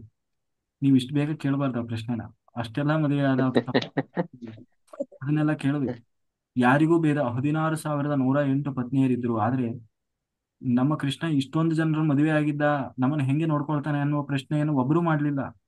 ನಾವ್ಯಾಕೆ ಈಗ ಮಾಡ್ತಾ ಇದ್ದೀವಿ? ಅದು ಅವರಲ್ಲಿ ಬಂದು ವೈಮನಸ್ಸು ಬಂದು ಜಗಳ ಆಡಿ ಹೊಡೆದಾಡಿದ್ರೆ ನಾವ್ ಇವತ್ತು ಪ್ರಶ್ನೆ ಮಾಡ್ಬೋದು. ಅಲ್ಲ ಸರ್, ನಾನು ಅದನ್ನ ಕೇಳ್ತಾ ನಾನು ಇಲ್ಲ. ಹೇಳ್ತೀನಿ, ಜನರೇಷನ್ ತಪ್ಪಾಗಿ ಅರ್ಥ ಮಾಡ್ಕೊಳುತ್ತೆ ಅಂತ ಹೇಳಿದ್ರೆ, ಕೃಷ್ಣನೇ ಅಷ್ಟೊಂದ್ ಜನನ್ ಮದ್ವೆ ಆಗಿದ್ದಾನೆ, ನಾವ್ಯಾಕ್ ಆಗ್ಬಾರ್ದು ಅನ್ನೋ ಕ್ವಶನ್ ಬರುತ್ತೆ ಅಂತ ಹೇಳಿದ್ರು. ಇದನ್ನೇ ಹೇಳ್ತಾ ಇದ್ದೀನಿ. ಕೃಷ್ಣ 16,108 ಜನ ಪತ್ನಿಯರನ್ನ ಮದುವೆ ಆಗಿದ್ದ. ಪ್ರತಿಯೊಬ್ಬರಿಗೂ ಒಂದು ಅರಮನೆ ಕಟ್ಟಿಕೊಟ್ಟಿದ್ದ. ಪ್ರತಿಯೊಬ್ಬರಿಗೂ 10 ಜನ ಮಕ್ಕಳಿದ್ರು. ಪ್ರತಿಯೊಬ್ಬರಿಗೂ 16,108 ರೂಪ ತೊಟ್ಟು ಪ್ರತಿಯೊಬ್ಬರಿಗೂ ಕೂಡ ಕೃಷ್ಣ ಅವೈಲೇಬಲ್ ಇದ್ದ ಆಲ್ ಟೈಮ್. ಯಾಕಂದ್ರೆ ಅದನ್ನ ಮುಂದೆ ನಾರದರು ಬಂದು ಟೆಸ್ಟ್ ಮಾಡ್ತಾರೆ. ಕೃಷ್ಣ ಇಷ್ಟು ಒಬ್ಬರನ್ನೇ ಮದುವೆಯಾಗಿ ಒದ್ದಾಡ್ತಾರೆ, ಇವನು ಇಷ್ಟೋ ಜನರನ್ನ ಮದುವೆಯಾಗಿ ಅದು ಹೆಂಗೆ ಸಂಸಾರ ಮಾಡ್ತಾನೆ ಕೃಷ್ಣ? ಅಂದ್ರೆ ಅಂದ್ರೆ ಮಾಯೆ, ಕೃಷ್ಣನ ಮಾಯೆಯಲ್ಲಿ ಕೆಲಸ ಮಾಡ್ತು. ನಾವು ಹೇಳೋದು ದೊಡ್ಡದಲ್ಲ. ಕೃಷ್ಣ ಅಷ್ಟು ಮದುವೆ ಆಗಿದ್ದ, ನಾವು ಯಾಕೆ ಮದುವೆ ಆಗಬಾರದು? ಹಾಗಾದ್ರೆ ಆ, ಈ ಮದುವೆ ಆಗೋದು ದೊಡ್ಡದಲ್ಲ, ಅವ್ರೆಲ್ಲರನ್ನೂ ಅಷ್ಟು ಚೆನ್ನಾಗಿ ನೋಡ್ಕೊಳ್ಬೇಕು, ಅದು ಇಂಪಾರ್ಟೆಂಟ್. ಕೃಷ್ಣ ಯಾರಿಗೂ ಭೇದ ಭಾವ ಮಾಡದೆ ಅವರಿಗೆ ಅವ್ರು ಬಯಸಿದ್ದೆಲ್ಲವನ್ನ ಕೊಟ್ಟು ಚೆನ್ನಾಗಿ ನೋಡ್ಕೊಂಡಿದ್ದ. ಆ ಶಕ್ತಿ ನಮಗಿದೆಯಾ? ಕೃಷ್ಣ ಅದು ಗೋವರ್ಧನ ಪರ್ವತವನ್ನು ಎತ್ತಿ ಹಿಡಿದಿದ್ದ, ನಾವ್ ಎತ್ತಿ ಹಿಡಿತೀವಿ? ಹಾ, ಕೃಷ್ಣ ಆ, ಹಂಗೆ ಅದಕ್ಕೆ ಹೇಳೋದು, ಕೃಷ್ಣ ಮಾಡಿದ್ದನ್ನೆಲ್ಲ ಮಾಡ್ಲಿಕ್ಕೆ ಹೋಗ್ಬಾರ್ದು. ನಾನು ಅದಕ್ಕೆ ಹೇಳೋದು, ಒಂದು ಹೆಂಡತಿಯನ್ನ ಮದುವೆಯಾಗಿ ಅವಳನ್ನ ಸಂತೃಪ್ತಿ ಪಡಿಸೋದೇ ದೊಡ್ಡ ಸವಾಲು ಇರ್ತದೆ. ಹಾಗಾಗಿ 2-3 ಮದುವೆ ಆಗ್ತೀನಿ ಏನು ಅನ್ನೋದು ದೊಡ್ಡ ವಿಷಯ ಅಲ್ಲ. ಅವರಲ್ಲಿ ಸ್ವಲ್ಪವೂ ಯಾಕೆಂದ್ರೆ ನಾರದರು ಹೀಗೆ ಹೋದಾಗ ನೆಕ್ಸ್ಟ್ ಬರ್ತಾರೆ. ನಾರದರು ಪ್ರತಿಯೊಂದು ಮನೆಗೂ ಹೋಗಿ ಟೆಸ್ಟ್ ಮಾಡ್ತಾರೆ ಅವ್ರ ಪತ್ನಿಯರನ್ನ ಹೋಗಿ. ಹಾಗೆ ಪ್ರತಿಯೊಬ್ಬ ಹೆಂಡತಿ ಕೃಷ್ಣನ ಪತ್ನಿ ಹೇಳುವ ಮಾತೇನು ಅಂತಂದ್ರೆ, ಯಾವಾಗ್ಲೂ ಕೃಷ್ಣ ನನ್ನೊಟ್ಟಿಗೆ ಇರ್ತಾನೆ, ಪಾಪ ಬೇರೆಯವರಿಗೂ ಆಸೆ ಇರ್ತದಲ್ಲ, ಅವ್ರ ಹತ್ರನೂ ಸ್ವಲ್ಪ ಹೋಗ್ಲಿ ಹೋಗುವಂತ ಹೇಳುವಂತ ಪ್ರತಿಯೊಬ್ಬರು ಕಂಪ್ಲೇಂಟ್ ಅಂತ, ಯಾವಾಗ್ಲೂ ಕೃಷ್ಣ ನಮ್ಮೊಟ್ಟಿಗೆ ಇರ್ತಾನೆ, ಪಾಪ ಬೇರೆಯವರಿಗೂ ಆಸೆ ಇರ್ತದಲ್ಲ, ಅಂದ್ರೆ ಬೇರೆ ಹೆಂಡತಿಯಲ್ಲಿ ಕೃಷ್ಣ ನಮ್ಮೊಟ್ಟಿಗೆ ಇರ್ಬೇಕು ಅಂತೀವಿ. ಮತ್ತೆ ಅದಕ್ಕೆ ಪಾಪ ಅವ್ರ ಹತ್ರನೂ ಸ್ವಲ್ಪ ಹೋಗ್ಲಿಕ್ಕೆ ಹೇಳು ಅಂತ ಹೇಳಿ ಪ್ರತಿಯೊಬ್ಬರು ಕೂಡ ಕೃಷ್ಣನಿಗೆ ಹೇಳ್ತಾ ಇದ್ರಂತೆ. ಹಾಗೆ ಅಷ್ಟು ಖುಷಿ ಮತ್ತೆ ಸಂತೃಪ್ತಿಯನ್ನ ಕೊಟ್ಟವನು ಕೃಷ್ಣ. ಅದಕ್ಕೆ ಯಾಕೆ ಅದು ಸಾಧ್ಯ ಆಯ್ತು ಅಂದ್ರೆ, ಅದು ಭಗವಂತನ ಮಾಯೆಯಿಂದ. ಅಷ್ಟು ರೂಪ ತೊಟ್ಟು ಪ್ರತಿಯೊಬ್ಬರಿಗೂ ಕೂಡ ತಾನು ಇಲ್ಲ ಅಂತ ಆಗ್ಲಿಲ್ಲ. ಆ ಶಕ್ತಿ ಇತ್ತು ಅವನಿಗೆ, ಅವನು ಆದ ಮಾಡಿದ. ಹಾಗಾಗಿ ಕೃಷ್ಣ ಮಾಡಿದ್ದ ಎಲ್ಲವನ್ನೂ ಮಾಡ್ಲಿಕ್ಕೆ ಹೋಗ್ಬಾರ್ದು. ಕೃಷ್ಣ ಏನು ಹೇಳಿದ್ದಾನೋ ಅದನ್ನ ಮಾತ್ರ ಮಾಡಬೇಕು. ಅರ್ಥ ಆಯ್ತಲ್ಲ? ರಾಮ ಏನು ಮಾಡಿದ್ದಾನೋ ಅದನ್ನ ನಾವು ಮಾಡ್ಬೇಕು. ರಾಮನ ಬದುಕೇ ನಮಗೆ ಆದರ್ಶ. ಹಾಗಾಗಿ ರಾಮ ಏನೆಲ್ಲ ಮಾಡಿದ ಅದನ್ನ ನಾವೆಲ್ಲ ಮಾಡ್ಬೇಕು. ಕೃಷ್ಣ ಏನ್ ಹೇಳಿದ್ದಾನೋ ಅದನ್ನ ಮಾತ್ರ ಮಾಡ್ಬೇಕು, ಮಾಡಿದ್ದನ್ನೆಲ್ಲ ಮಾಡಬಾರ್ದು. ಅರ್ಥ ಆಯ್ತಲ್ಲ?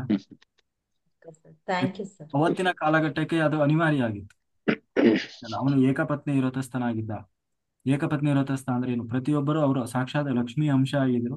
ಅವರು ಹುಟ್ಟಿ ಬಂದಿದ್ದೇ ಲಕ್ಷ್ಮಿಗಾಗಿ, ಏನು ಕೃಷ್ಣನಿಗಾಗಿ. ಹಾಗಾಗಿ ಅವರು ಒಂದು ವೇಳೆ ಕೃಷ್ಣ ವರಿಸದೇ ಇದ್ರೆ ಅವರು ಬೇರೆ ಯಾರನ್ನೂ ಮದುವೆ ಆಗ್ತಾ ಇರ್ಲಿಲ್ಲ. ಕೊನೆಯವರೆಗೂ ಅವನು ಕೃಷ್ಣನ ಸ್ಮರಣೆಯಲ್ಲಿ ಕೊನೆಯಲ್ಲೇ ಪ್ರಾಣ ಬಿಡೋರಾಗಿದ್ರು. ಹಾಗಾಗಿ ಕೃಷ್ಣ ಅವರನ್ನ ವರಿಸಿದ. ಅದಕ್ಕೂ ಕೂಡ ಒಬ್ಬಳನ್ನು ಕೂಡ ಅವನಾಗೆ ಬಯಸಿ ಮದುವೆ ಆದವನಲ್ಲ. ನೋಡಿ, ರುಕ್ಮಿಣಿಯಿಂದ ಹಿಡಿದು ಮುಂದೆ ಎಲ್ಲರೂ ಬರ್ತಾರೆ. ಯಾರು ಕೂಡ ಅವನಾಗೆ ಬಯಸಿ ಮದುವೆ ಆಗ್ತಾರೆ. ಎಲ್ಲರೂ ಅವರು ಕೃಷ್ಣನೇ ನಮಗೆ ಗಂಡ ಆಗಬೇಕು ಅಂತ ಹೇಳಿ ಬಯಸಿ ಕೂತವರು. ಅವರನ್ನ ಕೃಷ್ಣ ತಾನು ವಿವಾಹವಾದ. ಆದ್ರೂ ಕೂಡ ಏಕಪತ್ನಿ ಅಂದ್ರೆ ಲಕ್ಷ್ಮೀ ಸನ್ನಿಧಾನ ಇಲ್ಲದ ಯಾರನ್ನು ಕೂಡ ಅವನು ಮುಟ್ಟುವವನಲ್ಲ, ನೋಡುವವನೂ ಅಲ್ಲ. ಬ್ರಹ್ಮಚಾರಿಯಾಗಿದ್ದ. ಅದು ಮುಖ್ಯ. ಬ್ರಹ್ಮಚಾರಿ ಅಂತಂದ್ರೆ ಏನು? ಅವರಿಗೆ ವಿಹಿತವಾದಂತಹ ಗಂಡ ಆಗಿರ್ಬೋದು, ಹೆಣ್ಣಾಗಿರ್ಬೋದು, ಅವರನ್ನ ಬಿಟ್ಟು ಬೇರೆ ಯಾರನ್ನು ಕಾಮಕ ದೃಷ್ಟಿಯಲ್ಲೇ ನೋಡಬಾರ್ದು. ತನ್ನ ಗಂಡನನ್ನ ಬಿಟ್ಟು ಬೇರೆ ಯಾರನ್ನು ಗಮನಿಸಬಾರ್ದು. ತನ್ನ ಹೆಂಡತಿಯನ್ನ ಬಿಟ್ಟು ಬೇರೆ ಯಾರನ್ನು ಗಮನಿಸಬಾರ್ದು. ಅದು ಬ್ರಹ್ಮಚರ್ಯ. ಮದುವೆ ಆಗದೇ ಇರುವುದು ಬ್ರಹ್ಮಚರ್ಯ ಅಲ್ಲ. ಮದುವೆ ಆಗಿಲ್ಲ, ಕಂಡ ಕಂಡ ಹೆಣ್ಮಕ್ಳು ಸಹವಾಸ ಮಾಡ್ತಾನೆ ಅಂದ್ರೆ ಅದು ಬ್ರಹ್ಮಚರ್ಯ ಆಗೋಲ್ಲ. ಮಾನಸಿಕವಾಗಿ ತಯಾರಿ ಇನ್ನು ತನಗೆ ಯಾರು ವಿಹಿತರಾಗಿದ್ದಾರೆ ಹೆಂಡತಿ, ಅವಳನ್ನ ಬಿಟ್ಟು ಬೇರೆ ಯಾರನ್ನು ಅವನು ಕಾಮಕ ದೃಷ್ಟಿಯಿಂದ ನೋಡಬಾರ್ದು. ಅದು ಬ್ರಹ್ಮಚರ್ಯ. ಅದು ಬ್ರಹ್ಮಚರ್ಯ ಪರಿಪಾಲನೆ. ಹಾಗಾಗಿ ಬ್ರಹ್ಮಚರ್ಯ ಅಂತಂದ್ರೆ ಹೊರಗಿನಿಂದಲ್ಲ, ಒಳಗಿನಿಂದ. ಓಕೆನಾ master? Okay, okay thank you. Sir, super sir, super sir, ಧನ್ಯವಾದಗಳು. ಅಂದ್ರೆ ಅದೇ ಚೆನ್ನಾಗಿ ಹೇಳಿದ್ರು. ಅವತ್ತು ಕೃಷ್ಣನ ಪತ್ನಿಯರಿಗೆ ಅದು ಬರ್ಲಿಲ್ಲ. ಈ ಕೃಷ್ಣ ನಮ್ಗೆ ಇಷ್ಟೊಂದು ಆಗಿದ್ದಾನೆ, ಆ, ಜಗಳ ಮಾಡ್ಲಿಲ್ಲ. ಅವರು ಹೆಂಡತಿಯರೇ ಜಗಳ ಮಾಡ್ಲಿಲ್ಲ, ನಮ್ಗೆ ಯಾಕೆ ಇವತ್ತು ಪ್ರಶ್ನೆ? ಚೆನ್ನಾಗಿತ್ತು ಸರ್ ಇವತ್ತು. ಹ, ಚೆನ್ನಾಗಿತ್ತು ಇವಾಗ ಸರ್. ಇವಾಗ ಇವತ್ತಿನ ಕಾಲದಲ್ಲಿ ಒಬ್ರೇ ಅಂತ ಸಾಕು ಅನ್ಸುತ್ತೆ ಸರ್. ಇಬ್ಬರು ಬೇಡ ಅನ್ಸುತ್ತೆ ನಿಜವಾಗಿ. ಆ ಒಬ್ಬರು ಸಂಭಾಳಿಸೋದೇ ನಮ್ ಕಷ್ಟ ಆಗತ್ತೆ, ಒಬ್ರೇ ಸಾಕಾಗತ್ತೆ ಅನ್ಸುತ್ತೆ. ಆ ತರದಲ್ಲಿದೆ ಸರ್ ಇವಾಗ ಹ್ಮ್. ನಿಜವಾಗಿ. ಚೆನ್ನಾಗಿತ್ತು ಸರ್ ಇವತ್ತೊಂದು ಕೃಷ್ಣಂದು ಕಾಡು ಹುಡಿಕೊಂಡ್ ಹೋಯ್ತಾರ ಅವರು ಸಾವಂತಿಕ ಮಣಿಕನ ಅಂತ ಎಲ್ಲ ಹೇಳಿದ್ರಿ. ಚೆನ್ನಾಗಿತ್ತು ಇವತ್ತು ಕತೆ. ಇವತ್ತು ಪೂರ್ತಿ ಕೇಳ್ದಾಗ ಕುತ್ಕೊಂಡು, ಯಾಕಂದ್ರೆ ಬಂದಿದ್ದೆ ಲೇಟು. ಅಲ್ಲೆಲ್ಲ ಸಾಮಿನ ಎಲ್ಲ ಹಾಕ್ಸಿ ಇವಾಗ ಅಷ್ಟೇ ಬಂದು ಹ್ಮ್. ಜ್ಯೂಸ್ ಕುಡಿದು ಬಂದು ಕುಂತ್ಕೊಂಡೆ, ಅಟೆಂಡ್ ಮಾಡ್ಕೊಂಡೆ. 2:30 ಓದಿದ್ಕೆ ಇವಾಗ ಬಂದೆ. 25 ಸೀಟ್ ಬಂದಿದ್ದಾರೆ ಇವಾಗ ಹೌದಾ? ಧ್ಯಾನಿಗಳು. ಹಾ, Very good. ಅಲ್ಲಿ ಸಾಮಿನಲ್ಲಿ ಉಳಿದಿದ್ದಾರೆ. ನಾನು ಈ ಕಡೆ ಬಂದಿದ್ದಾರೆ. 3 ಸೀಟ್ ಬಂದಿದ್ರು. ಅವ್ರಿಗೆ ಬೀಗ ಇಸ್ಕೊಟ್ಬಿಟ್ಟು ಚೌಟ್ರಿದು ಈ ಕಡೆ ಬಂದೆ. ಆ ಕಡೆ ಈ ಕಡೆ 2 ಕಡೆ ಹಾಕಿಸ್ಬಿಟ್ಟು ಬಂದೆ ಇವಾಗ ಹ್ಮ್. ಶಾಲೆ. ಚೆನ್ನಾಗಿತ್ತು ಸರ್ ಇವತ್ತು. ಅಲ್ಲೇ ಅಟೆಂಡ್ ಮಾಡಿದೆ ಅಂತ ಕುಂತ್ಕೊಳ್ಳೋಣ ಅಂತ ಆನ್ ಮಾಡ್ಕೊಂಡೆ. ಸರ್ ಕೂಗ್ಬಿಟ್ರು, ಮತ್ತೆ ಆಫ್ ಮಾಡ್ಬಿಟ್ಟೆ. ಸಂಜೆ ಯಾರು ಸರ್ ಹೇಳ್ತಾ ಇದ್ರು ಅವ್ರ ಅನುಭವನ. ಚೆನ್ನಾಗಿತ್ತು. ಓಕೆ ಸರ್, ಚೆನ್ನಾಗಿತ್ತು ಇವತ್ತಿನ ಸಬ್ಜೆಕ್ಟ್. ಸರ್ ಮೇಡಮ್ ಪ್ರಶ್ನೆ ಕೇಳಿದ್ರೆ ಮೇಡಮ್ ಅಟೆಂಡ್ ಆಗಿದ್ದಾರೆ ಇವತ್ತು ಕ್ಲಾಸ್ಗೆ. ಮಾಸ್ಟರ್ ಇನ್ನರ್ ಸರ್ ಕೇಳ್ತಾರೆ. ಇನ್ನರ್ ಸೋಲ್ ಮೇಡಮ್. ಇನ್ನರ್ ಸರ್ ನಮ್ಮ ಬಂದಿದ್ರು ಮೇಡಮ್ ಅವರು. ಚೆನ್ನಾಗಿತ್ತು. ಅಟೆಂಡ್ ಮಾಡ್ತೀನಿ ಅಂತ ಹೇಳಿದ್ರು. ಕರೆಕ್ಟ್ ಆಗಿ ಬಂದ ಅಟೆಂಡ್ ಮಾಡ್ತಾ ಇದ್ದಾರೆ ಕ್ಲಾಸ್. ಉಮೇಶ್ ಸರ್ ನಮಸ್ತೆ. ಸರ್ ನಮಸ್ತೆ. ಯಾವಾಗ ಬರ್ತೀರಾ ನೀವು ನಮಸ್ತೆ. ಬರ್ತೀನಿ ಕುಂಭಮೇಳ? ಮೇಡಮ್, ನಾಡಿದ್ದು ಬರ್ತೀನಿ ಮೇಡಮ್. ಏನಾದ್ರೆ ಬರ್ತೀನಿ ಮೇಡಮ್. ಇವತ್ತು ಕೆ ಆರ್ ಪೇಟೆಗೆ ಹೋಗಿದ್ರಲ್ಲ, ಕೆ ಆರ್ ಪೇಟೆ ಹೋಗಿದ್ರಿ ಹಾಗೆ. ಇವತ್ತು ಶಿವನಂಜಪ್ಪ ಸರ್ ಮದ್ವೆ ಇತ್ತಲ್ಲ, ಅವ್ರ ಮಗನ್ ಮದ್ವೆ ಕೆ ಆರ್ ಪೇಟೆಗೆ ಹೋಗಿದ್ರಿ. ನಮ್ಮ ಮದರ್ ಇಂಡಿಯಾ ಸಿಕ್ಲಿಲ್ಲ. ಮದರ್ ಇಂಡಿಯಾ ಕೇಳಾಗ್ಲಿಲ್ಲ, ಅವ್ರೆಲ್ಲ ಹೋಗಿದ್ರಂತೆ. ಹೌದಾ? ಮುಗಿಸ್ಕೊಂಡು ಜಸ್ಟ್ ಬಂದ್ 8 ಗಂಟೆಗೆ ಬಂದ್ರಿ ಮೇಡಮ್. ಹೌದು ಮೇಡಮ್, ಅದೇ ಬರ್ತೀನಿ ಕೃಷ್ಣನ್ ಮೇಡಮ್. ಕತೆ ನಿಮ್ ಅದೇ ಕೃಷ್ಣನ್ ಕತೆ ಕೇಳ್ಬೇಕಾಗಿತ್ತಲ್ಲ. ನಾವು ನೀವು ಎಲ್ಲ ಬೇಗ ಹೌದು ಬಂದ್ವಿ. ಮೇಡಮ್. ನನ್ಗೆ ಅದೇ ಖುಷಿ ಆಯ್ತು ನೋಡಿ. ಆ ಟೈಮ್ ಕರೆಕ್ಟ್ ಅನ್ನ ಎಂಟ್ರಿ ಅದೇ ಕೃಷ್ಣನ್ ಕತೆ ಕೇಳೋದಕ್ಕೆ ತುಂಬಾ ಚೆನ್ನಾಗಿತ್ತು. ಹಾ, ನನಗೂ ಸಿಕ್ತು. ಅನು ಓಕೆ. ಮಾಸ್ಟರ್ ಮಾತಾಡಿ. ನಿಮ್ಮ ಸೇವೆ ತುಂಬಾ ಅಪಾರ ಮೇಡಮ್ ಅವರೇ. ಅದ್ಭುತವಾದ ಸೇವೆ ಮಾಡ್ತಾ ಇದ್ದಾರೆ ಮೇಡಮ್ ಅವರೇ. ನಿಜವಾಗಿ ಮೆಚ್ಚಬೇಕು ಮೇಡಮ್ ಅವರೇ. ನಿಜವಾಗಿ ಎಷ್ಟು ಸೇವೆ ಮಾಡ್ತಾ ಇದಾರೆ ಅಂದ್ರೆ, ಎಷ್ಟು ಜನ ಬರ್ಲಿ ಅಂತ ನೀವು ಒಬ್ಬರೇ ಓಡಾಡ್ತಾ ಇದ್ರಲ್ಲ, ಅದ್ಭುತ ಮೇಡಮ್ ಅವರೇ. ನಿಜವಾಗಿ ನನಗಂತೂ ನಿಮ್ ಸೇವೆ ತುಂಬಾ ಹತ್ರ ಇದೆ. ನಿಜವಾಗಿ ನಾನು ಬರ್ತಾ ಇದ್ದೀನಿ ನಿಮ್ ಜೊತೆಗೆ. ಬೆಂಗಳೂರಲ್ಲಿ ಇದ್ದೀನಿ, ಅದಕ್ಕೋಸ್ಕರ ಮೇಡಮ್. ಹ್ಮ್. ಓಕೆ ಮೇಡಮ್ ಅವರೇ, ಅದ್ಭುತವಾಗಿದೆ. ಥ್ಯಾಂಕ್ ಯು, ಧನ್ಯವಾದಗಳು. ಹೇಳಿ ಸರ್. ನನಗೆ ಕತೆ. ಅನು ಮಾಸ್ಟರ್ ಮಾತಾಡಿ.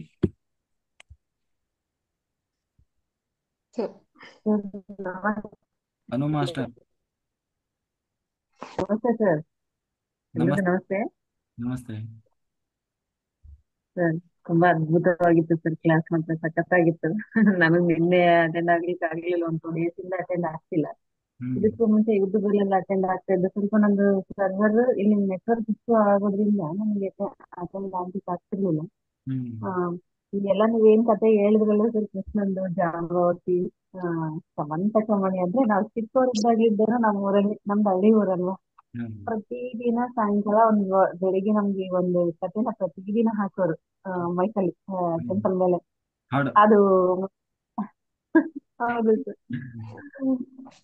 ಅದನ್ನ ಮತ್ತೆ ರಿಪೀಟ್ ಆಗಿ ತುಂಬಾ ದಿನಗಳೇ ಆಗಿತ್ತು ಕೇಳ್ಬಿಟ್ಟು. ಮತ್ತೆ ಇವತ್ತು ನಿಮ್ ಬಾಯಿಂದ ಕೇಳದಂಗಾಯ್ತು. ಹಾ. ಭಾರಿ ಚೆನ್ನಾಗಿತ್ತು. ಅದ್ರಲ್ಲಿ ನಂದು ಒಂದು ಕ್ವಶನ್ ಏನಂದ್ರೆ ಸರಿ, ಈಗ ನೀವು ಏನ್ ಹೇಳಿದ್ರಿ, ಆ ಕೃಷ್ಣನ್ಗೆ ಜಾಂಬವತಿ, ರುಕ್ಮಿಣಿ ಇವ್ರಿಗೆಲ್ಲ ಹೇಳಿದ್ರಿ, ಬಟ್ ರಾಧಾ ಅನ್ನೋ ಒಂದು ಪಾರ್ಟೇ ಇಲ್ವಾ ಕೃಷ್ಣನ್ ಲೈಫಲ್ಲಿ? ರಾಧಾ ಅನ್ನೋ ಒಂದು ಪಾತ್ರ ಇರಲಿಲ್ಲ ಮೇಡಮ್ ಅಲ್ಲಿ. ಅದು ಅವನ ಒಂದು ಏನಂತೀವಿ ನಾವು, ಏನ್ ಹೇಳ್ಬೋದು ಅದಕ್ಕೆ. ಇಡೀ ಭಾಗವತದಲ್ಲಿ ಹರಿವಂಶ ಅಂತ ಹೇಳಿ ಬರ್ತದೆ, ರುಕ್ಮಿಣೀಶ ವಿಜಯ ಅಂತ ಹೇಳಿ ಬರ್ತದೆ, ಭಾಗವತ ಪುರಾಣ ಬರ್ತದೆ, ಮಹಾಭಾರತ ಬರ್ತದೆ, ಕೃಷ್ಣನ ಅನೇಕ ಕಥೆಗಳು ಬರ್ತದೆ, ಉಲ್ಲೇಖ ಬರ್ತದೆ. ಎಲ್ಲೂ ಕೂಡ ರಾಧೆ ಅನ್ನೋದು ಅದು ಅನ್ನುವ ಪಾತ್ರ ಬರೋದೇ ಇಲ್ಲ. ರಾಧೆ ಅನ್ನುವುದು ಅದು ಕೃಷ್ಣನ ಒಂದು ಹೆಸರು ಇರ್ಬೋದು, ಆದ್ರೆ ರಾಧೆ ರಾಧೆ ಅನ್ನೋದು ಅದು ಬಿಟ್ರೆ ಆ ರಾಧೆ ಅನ್ನುವ ಪಾತ್ರ ಎಲ್ಲೂ ಬರೋಲ್ಲ. ರಾಧೇನ ಕೂಡ ಲಕ್ಷ್ಮಿ ಅವತಾರ ಅಂತ ಹೇಳ್ತಾರಲ್ವಾ ಸರ್? ನಾವು ಎಲ್ಲ ಇದು ರಾಧಾ ಕೃಷ್ಣ ಅಂತ ಹೇಳ್ಬಿಟ್ಟು ಒಂದು ಸೀರಿಯಲ್ ಬರುತ್ತೆ. ಅವರು ಆಲ್ಮೋಸ್ಟ್ ಈಗ ಪ್ರತಿ ಒಂದು ಟೆಂಪಲ್ ಕೂಡ ನಾವು ಜಾಸ್ತಿ ನೋಡೋದು ಕೃಷ್ಣ ರುಕ್ಮಿಣಿ ಟೆಂಪಲ್ ನೋಡೋದು ಕಡಿಮೆ, ರಾಧಾ ಕೃಷ್ಣ ಟೆಂಪಲ್ಗಳನ್ನ ಜಾಸ್ತಿ ನೋಡ್ತಾ ಇರೋದು ಎಲ್ಲಾದ್ರೂ ಕೂಡ. ಆ ಎಲ್ಲ ಮತ್ತೆ ಹೀಗೆ ರಾಧೆ ಅಲ್ಲ, ಅದು ರುಕ್ಮಿಣಿನೇ ಆಗಿರ್ತಾಳೆ, ನಾವು ರಾಧೆ ರಾಧೆ ಅಂತ ಕರಿತೀವಿ ಅಷ್ಟೇ. ರಾಧೆ ರಾಧೆ. ಆಮೇಲೆ ಅದೇ ನೀಲೆ ಅಂತ ಒಬ್ಳು ಇರ್ತಾಳೆ, ಅದು ಮುಂದೆ ಬರ್ತದೆ. ಹ, ನೀಲೆ ಅಂತ ಹೇಳಿ ಆ ಗೋಪಿಕಾ ಸ್ತ್ರೀಯರಲ್ಲಿ ಒಬ್ಳು ಇರ್ತಾಳೆ. ಅವಳು ಕೂಡ ತಪಸ್ಸು ಮಾಡಿದವಳು, ಹಿಂದಿನ ಜನ್ಮದಲ್ಲಿ ತಪಸ್ಸು ಮಾಡಿರ್ತಾಳೆ. ಕೃಷ್ಣನನ್ನ ನಾನು ಮುಂದೆ ಕೃಷ್ಣನಾಗಿ ಬರ್ತಾನೆ ಭಗವಂತ, ಅವಾಗ ನಾನು ಅವನನ್ನು ಮದುವೆ ಆಗಬೇಕು, ಮೊದಲು ನಾನೇ ಅವನನ್ನು ಮದುವೆ ಆಗಬೇಕು ಅಂತ ಹೇಳಿ. ಅವಾಗ ಕೃಷ್ಣ ಅವಳನ್ನ ಹಾಗೆ ಗಂಧರ್ವ ರೀತಿಯಲ್ಲಿ ಮದುವೆ ಆಗಿರ್ತಾನೆ. ಅಂದ್ರೆ ಅವಳನ್ನ ಅಲ್ಲೇ ಬಿಟ್ಟು ಬಂದಿರ್ತಾನೆ. ಅಂದ್ರೆ ಅವನು ಅವಾಗ ಇನ್ನೂ ಅವನಿಗೆ 8 ವರ್ಷ, ಇನ್ನು ಉಪನಯನವೂ ಕೂಡ ಆಗಿರೋಲ್ಲ. 8 ವರ್ಷ ಇದ್ದಾಗ ಹ್ಮ್ ನೀಲೆಯನ್ನ ಏನು ನಂದಗೋಕುಲದಲ್ಲಿ ವೃಂದಾವನದಲ್ಲಿ ಮದುವೆ ಆಗಿರ್ತಾನೆ. ಮದುವೆ ಅಂದ್ರೆ ಅದೇ ಒಂದು ಆಶ್ವಾಸನೆ ಕೊಡೋದು ಅಂತೀವಿ, ಆಯ್ತು ನಾನು ನಿನ್ನನ್ನು ಮದುವೆ ಆಗ್ತಾ ಇದ್ದೀನಿ ಅಂತ ಹೇಳಿ. ಹ್ಮ್ ಹಾ, ಅದು ನೀಲೆ ಅಂತ ಹೇಳ್ತಾರೆ. ಆ ನೀಲೆ ಮುಂದೆ ಇನ್ನೊಬ್ಳು ನೀಲೆ ಅಂತ ಬರ್ತಾಳೆ ಅಷ್ಟಮಹಿಷಿಯರಲ್ಲಿ. ಆ ನೀಲೆಯಲ್ಲಿ ಬಂದು ಅವಳು ಸೇರ್ಕೊಳ್ತಾಳೆ ಅಂತ ಹೇಳ್ತಾರೆ. ಅದು ಬಿಟ್ರೆ ರಾಧೆ ಅನ್ನೋದು ಯಾರು ಇಲ್ಲ. ರಾಧೆ ಅನ್ನೋದು ಕೃಷ್ಣನನ್ನ, ಅದು ಕೃಷ್ಣನ ಏನಂತ ನಾವು ಹೇಳ್ಬೋದು, ಸೋಲ್ಮೇಟ ಅಥವಾ ಆ ಅಥವಾ ಏನಂತೀವಿ ನಾವು ಅದನ್ನ, ಅಂದ್ರೆ ಅವನ ಇನ್ನೊಂದು ರೂಪ ಅಂತ ಹೇಳ್ಬೋದು. ಅನ್ನೋದು ಬಿಟ್ರೆ ಆ ರಾಧಾ ಅಂದ್ರೆ ಪ್ರೀತಿ ಅಂತ ಹೇಳ್ತಾರೆ ಸರ್. ಬೃಂದಾ ಮತ್ತೆ ಆ ಬೃಂದಾದೇವಿನ ಅಥವಾ ಯಾರೋ ಇರ್ಬೇಕಲ್ಲ, ತುಳಸಿ ಬೃಂದ ದೇವಿ ಅಂತ ಬೃಂದ ಹೇಳ್ತಾರೆ. ಬರೋದು ಆಗಲ್ಲ ನಮ್ಗೆ. ಹ, ಈಗ ನಾವು ನಾನು ಹೇಳೋದು ಏನು ಅಂದ್ರೆ, ನಾವು ಯಾವುದೇ ಒಂದು ವಿಷಯವನ್ನು ಹ, ಹೇಳ್ತೀವಿ ಆಧಾರ ಸಹಿತವಾಗಿ ಹೇಳ್ಬೇಕು. ಅದು ಯಾವುದಾದ್ರೂ ಗ್ರಂಥಗಳಲ್ಲಿ ಹ್ಮ್, ಉಲ್ಲೇಖ ಇದ್ರೆ ಮಾತ್ರ ನಾವು ಅದನ್ನು ಹೇಳ್ಬೋದೇ ಹೊರತು ಆ ಇವತ್ತು ಧಾರಾವಾಹಿಗಳನ್ನ ನೋಡ್ಕೊಂಡು ಜಾನಪದ ಕಥೆಗಳು ಬೇರೆ. ಯಾಕೆಂದ್ರೆ ಅದರಲ್ಲಿ ಜಾನಪದ ಕಥೆಗಳು ಎಷ್ಟು ಮಟ್ಟಿಗೆ ಸತ್ಯ ಇರ್ತದೆ ಗೊತ್ತಿಲ್ಲ. ಆಮೇಲೆ ಅದು ಜನರಿಂದ ಜನರ ಹ್ಮ್, ಬಾಯಿಗೆ ಬರೋದ್ರೊಳಗೆ ಅದು 200 200 300 500 ವರ್ಷದ ಹಿಂದೆ ಅದೇನ್ ಕಥೆ ಇತ್ತು, ಇವತ್ತು ಅದು ಬಾಯಿಂದ ಬಾಯಿಗೆ ಬಂದು ಏನು ಕಥೆ ಆಗಿರ್ತದೋ ಗೊತ್ತಿಲ್ಲ. ನಾನು ಹೇಳುವುದೇನೆಂದ್ರೆ, ನಾವು ಈಗ ಭಾಗವತ ಪುರಾಣದಲ್ಲಿ ಎಲ್ಲೂ ರಾಧೆಯ ಬಗ್ಗೆ ಎಲ್ಲೂ ಉಲ್ಲೇಖ ಇಲ್ಲ. ಮಹಾಭಾರತದಲ್ಲೂ ಕೂಡ ಕೃಷ್ಣನ ಅನೇಕ ಕಥೆಗಳು ಬರ್ತದೆ, ಅಲ್ಲೂ ಉಲ್ಲೇಖ ಇಲ್ಲ. ಹರಿವಂಶ ಅಂತ ಹೇಳಿ ಬರ್ತದೆ, ಅಲ್ಲಿ ಸಂಪೂರ್ಣ ಕೃಷ್ಣನ ಇನ್ನೂ ಅತ್ಯಂತ ವಿಸ್ತಾರವಾಗಿ ಬರ್ತದೆ. ಅಲ್ಲಿ ಎಲ್ಲೂ ಕೂಡ ರಾಧೆ ಎನ್ನುವ ವಿಷಯವನ್ನು ಹೇಳೋಲ್ಲ. ಅದೇ 2 ಹ್ಮ್. ಬಾಡೀಸ್ 1 ಸೋಲ್, ಅದೇ 1 ಸೋಲಿನ ಅದ್ರ ಭಗವಂತ ಇನ್ನೊಂದು ಪ್ರತಿರೂಪ ಇರ್ಬೋದು ರಾಧೆ ಅನ್ನೋದು.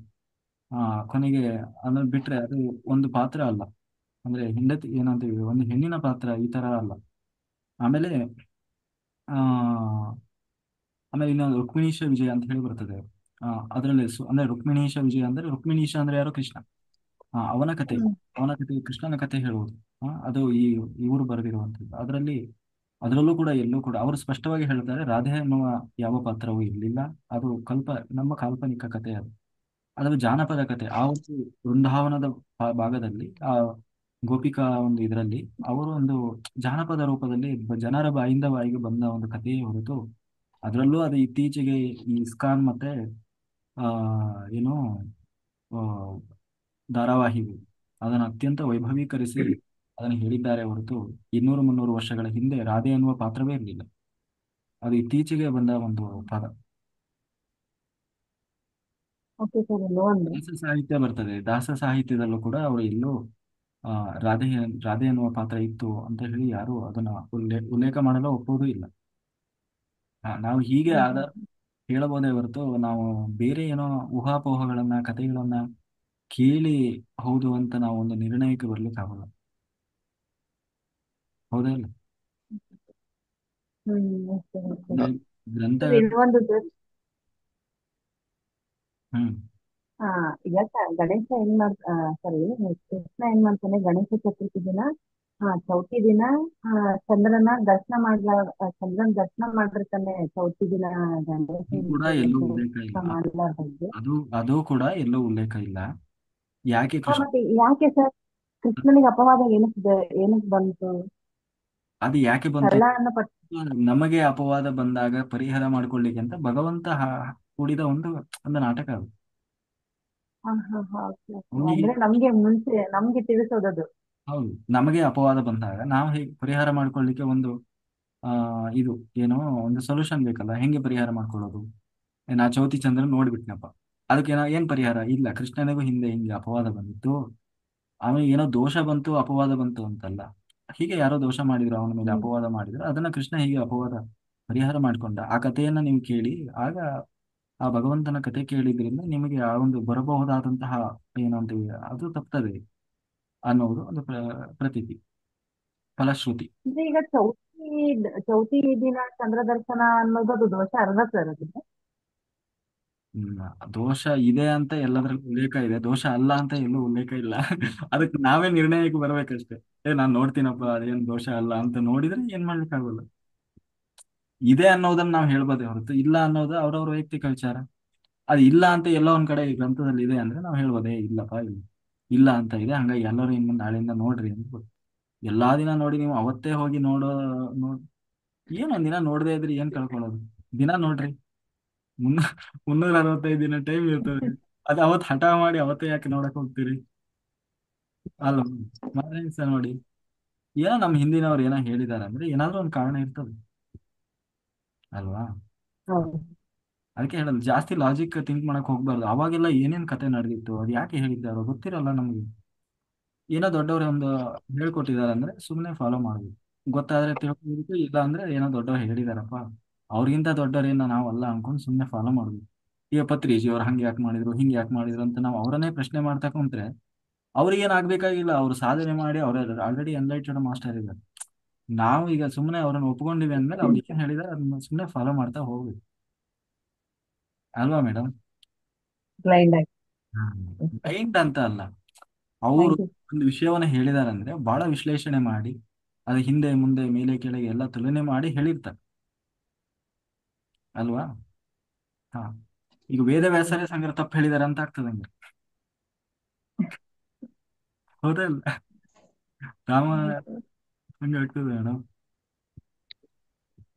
Thank you. ಆಮೇಲೆ ನಾವು ಹೆಂಗೆ ಅರ್ಥ ಮಾಡ್ಕೊಳ್ತೀವಿ ಅನ್ನೋದ್ರ ಮೇಲೆ ಅದು ಡಿಪೆಂಡ್ ಆಗ್ತದೆ. ಇನ್ನೊಂದೇನು ಅಂತಂದ್ರೆ ಮೂಲ ಗ್ರಂಥಗಳು ಬೇರೆ. ಈಗ ಇವಾಗೆಲ್ಲ ಪ್ರಿಂಟ್ ಇದೆ, 1,000 ಪುಸ್ತಕಗಳನ್ನು ಎಟ್ ಎ ಟೈಮ್ ಪ್ರಿಂಟ್ ಹಾಕ್ಬೋದು. ಯಾವ ಪುಸ್ತಕದಲ್ಲೂ ವೇರಿಯೇಷನ್ ಇರಲ್ಲ. ಹಿಂದೆ ಹಾಗಾಗ್ತಾ ಇರ್ಲಿಲ್ಲ, ಪ್ರಿಂಟ್ ಅಂತ ಇರ್ಲಿಲ್ಲ. ಅವ್ರು ಬರಿಬೇಕಿತ್ತು ತಾಳೆಗರಿಯಲ್ಲಿ. ಒಂದು ಕಾಲೇಜಲ್ಲಿ. ಇನ್ನೊಂದು ಕಾಪಿ ಇನ್ನೊಬ್ರಿಗೆ ಬೇಕು ಅಂದ್ರೆ ಬರಿಬೇಕಿತ್ತು ಅವರು ಎಲ್ಲ. ಅದು ಏನಾಗ್ತಿತ್ತು ಅಂದ್ರೆ ಬರೆಯುವಾಗ ಅವನಿಗೆ ಅದು ಅಕ್ಷರ ಹೆಂಗೆ ಅರ್ಥ ಆಗ್ತದೋ ಗೊತ್ತಿಲ್ಲ. ಅವ್ನು ಬರೆಯುವಾಗ ಎಲ್ಲರದ್ದು ಹ್ಯಾಂಡ್ ರೈಟಿಂಗ್ ಒಂದೇ ತರ ಇರಲ್ಲ. ಇದರಲ್ಲಿ ಶ್ಲೋಕದ ಅರ್ಥ ಒಂಥರ ಇದ್ರೆ ಅವ್ನು ಬರೆಯುವಾಗ ಇನ್ನೊಂದ್ ತರ ಅರ್ಥ ಕೊಟ್ಟು ಬರೀಬಹುದು. ಹಂಗೆ ಅದನ್ನ ಬರಿತಾ ಬರಿತಾ ಬರಿತಾ ಅದು ಕೆಲವೊಮ್ಮೆ ಅರ್ಥವೂ ಬರ್ತಾ ಬರ್ತಾ ಬರ್ತಾ ಅದ್ರ ಅರ್ಥವೂ ಬೇರೆ ಇರ್ತದೆ. ಕರೆಕ್ಟಾ ಮೇಡಮ್? ಹ್ಮ್. ಅದಕ್ಕೆ Yes, sir. ಹಾಗೆಲ್ಲ ತಪ್ಪಾಗಿದೆ ಅಂತ ಹೇಳಿ ಮುಂದೆ ಬಂದಂತಹ ಪಂಡಿತೋತ್ತಮ ಈ ಮಧ್ವಾಚಾರ್ಯರು ಅವರೆಲ್ಲ ಆ ತಪ್ಪುಗಳನ್ನು ಸರಿಪಡಿಸಿ ಒಂದು ಗ್ರಂಥವನ್ನೇ ಬರೆದಿದ್ದಾರೆ, ಮಹಾಭಾರತ ತಾತ್ಪರ್ಯ ನಿರ್ಣಯ ಅಂತ. ಅದರಲ್ಲಿ ಎಲ್ಲಾ ಗ್ರಂಥಗಳಲ್ಲಿರುವ ತಪ್ಪುಗಳನ್ನ ಎಲ್ಲೆಲ್ಲಿ ತಪ್ಪಿದೆ ಅನ್ನೋದನ್ನೆಲ್ಲ ಗುರುತಿಸಿ ಅವರು ಬರೆದಿಟ್ಟಿವೆ ಮಹಾಭಾರತ ತಾತ್ಪರ್ಯ ನಿರ್ಣಯ. ಇದರಲ್ಲಿ ಎಲ್ಲಾ ಗ್ರಂಥಗಳಲ್ಲಿ ಇರುವಂತಹ ವಿಶೇಷ ಎಲ್ಲೆಲ್ಲಿ ಮಿಸ್ಟೇಕ್ ಆಗಿದೆ, ನಾವು ಎಲ್ಲೆಲ್ಲಿ ಯಾವ್ಯಾವ ನಿದರ್ಶನವನ್ನ ತಪ್ಪ ತಿಳ್ಕೊಂಡಿದ್ದೀವಿ ಅನ್ನೋದನ್ನೆಲ್ಲ ಅವರು ಸರಿಯಾದದ್ದು ಯಾವುದು ಅಂತ ಹೇಳಿ ಅವ್ರು ಬರೆದಿದ್ದಾರೆ. ಹನುಮಂತನೇ ಮಧ್ವಾಚಾರ್ಯರು. ಆಯ್ತಾ? ಹ್ಮ್. ಹ್ಮ್. ಹಾಗಾಗಿ ಥ್ಯಾಂಕ್ ಯು ಸರ್. ಹಾ ಹೀಗಿರ್ತದೆ. ಹಂಗಾಗಿ ಅವರು ಅಷ್ಟೆಲ್ಲ ಬರೆದು ನಮಗೆ ತಿಳಿಸ್ಕೊಟ್ಟಿದ್ದಾರೆ ಅಂದಾಗ ನಾವು ಮತ್ತೆ ಅಲ್ಲೂ ಪ್ರಶ್ನೆ ಮಾಡಕ್ ಹೋದ್ರೆ ನಾವು ಪ್ರಶ್ನೆಯಾಗೆ ಉಳಿದ್ವಿ. ಹೌದು. ವಿಶಾಲಾ ಮೇಡಮ್ ಮಾತಾಡಿ.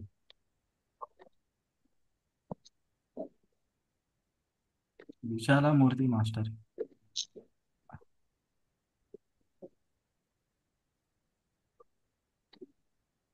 ಮಮತಾ ಉಮೇಶ್ ಮಾಸ್ಟರ್ ಮಾತಾಡಿ. ಸರ್ ನಮಸ್ತೆ ಸರ್ ಎಲ್ಲರಿಗೂ. ನಮಸ್ತೆ ಮೇಡಮ್.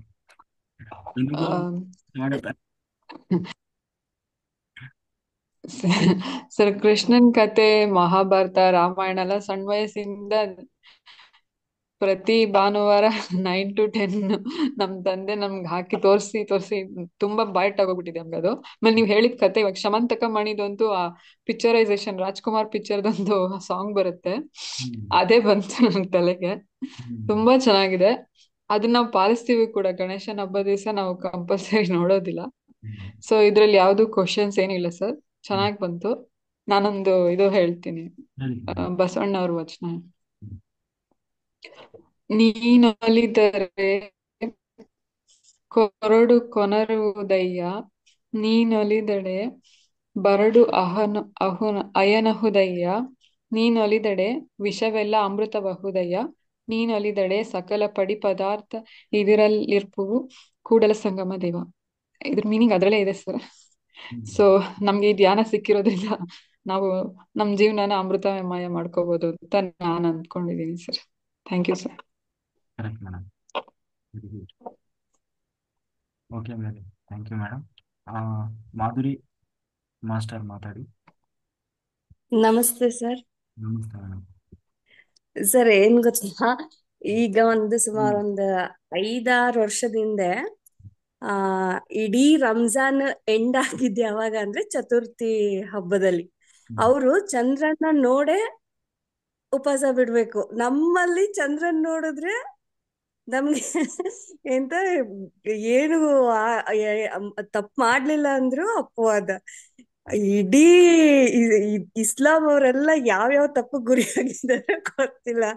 ಅವತ್ತಿನ ದಿನದ ಈಗ ನನಗ್ ನೆನ್ಪಾಗ್ತಾ ಇದೆ ಅವ್ರ ಕತೆ ಹೆಂಗೆ, ಅವ್ರ ಪರಿಸ್ಥಿತಿ ಏನಾಗ್ಬೋದು ಅಂತ. ಪಾಪ ಅವ್ರಿಗೆ ಜಗತ್ತಿನಾದ್ಯಂತ ಒಂಥರ ಕೆಟ್ಟ ಹೆಸರೇ ಅಲ್ವಾ. ಹಂಗ ಅಲ್ಲ ಈಗ ಹ್ಮ್ ಆ ರೀತಿ ಹೇಳಿದ್ರೆ, ಈಗ ಮನುಕುಲ ಅಂದ್ರೆ ಎಲ್ಲ ಒಂದೇ, ನಮ್ಗೆ ಹೆಂಗೆ ಇದು.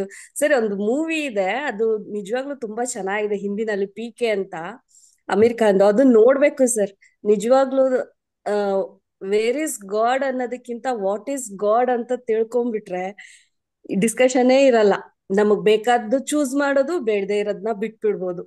ತುಂಬಾ ಚೆನ್ನಾಗಿದೆ, ಅದನ್ನ ಎಲ್ಲಾರು ನೋಡಿ ಅಂತ ನಾನೊಂದು ಹೇಳ್ತೀನಿ. ಅದೊಂದೀಗ ನೆನಪಾಯ್ತು, ಚಂದಮಾಮನ್ ನೋಡಿದ್ರೆ ಏನಾಗುತ್ತೆ ಅನ್ನೋದಕ್ಕೆ. ದೇವರು ಆಧ್ಯಾತ್ಮ ಅಂದ್ರೇನೆ ಅದನ್ನ ನಾವು ಅನುಭವಕ್ಕೆ ತಂದುಕೊಳ್ಳೋದು, ಆಯ್ತಾ, ಹುಡುಕಿ ನೋಡುವಂಥದ್ದಲ್ಲ. ಹೌದು ಸರ್. ದೇವರನ್ನ ನೋಡುವಂಥದ್ದಲ್ಲ, ನಮ್ಮ ಅನುಭವಕ್ಕೆ ತಂದ್ಕೊಳ್ಳೋದು. ಹೌದು ಸರ್, ಹೌದು. ಈಗ ನಿಮಗಾದ ಎಕ್ಸ್ಪೀರಿಯನ್ಸ್ ನನ್ಗಾಗ್ಬೇಕು ಅಂತ ಏನ್ ಆತರ ಇಲ್ವೇ ಇಲ್ಲ.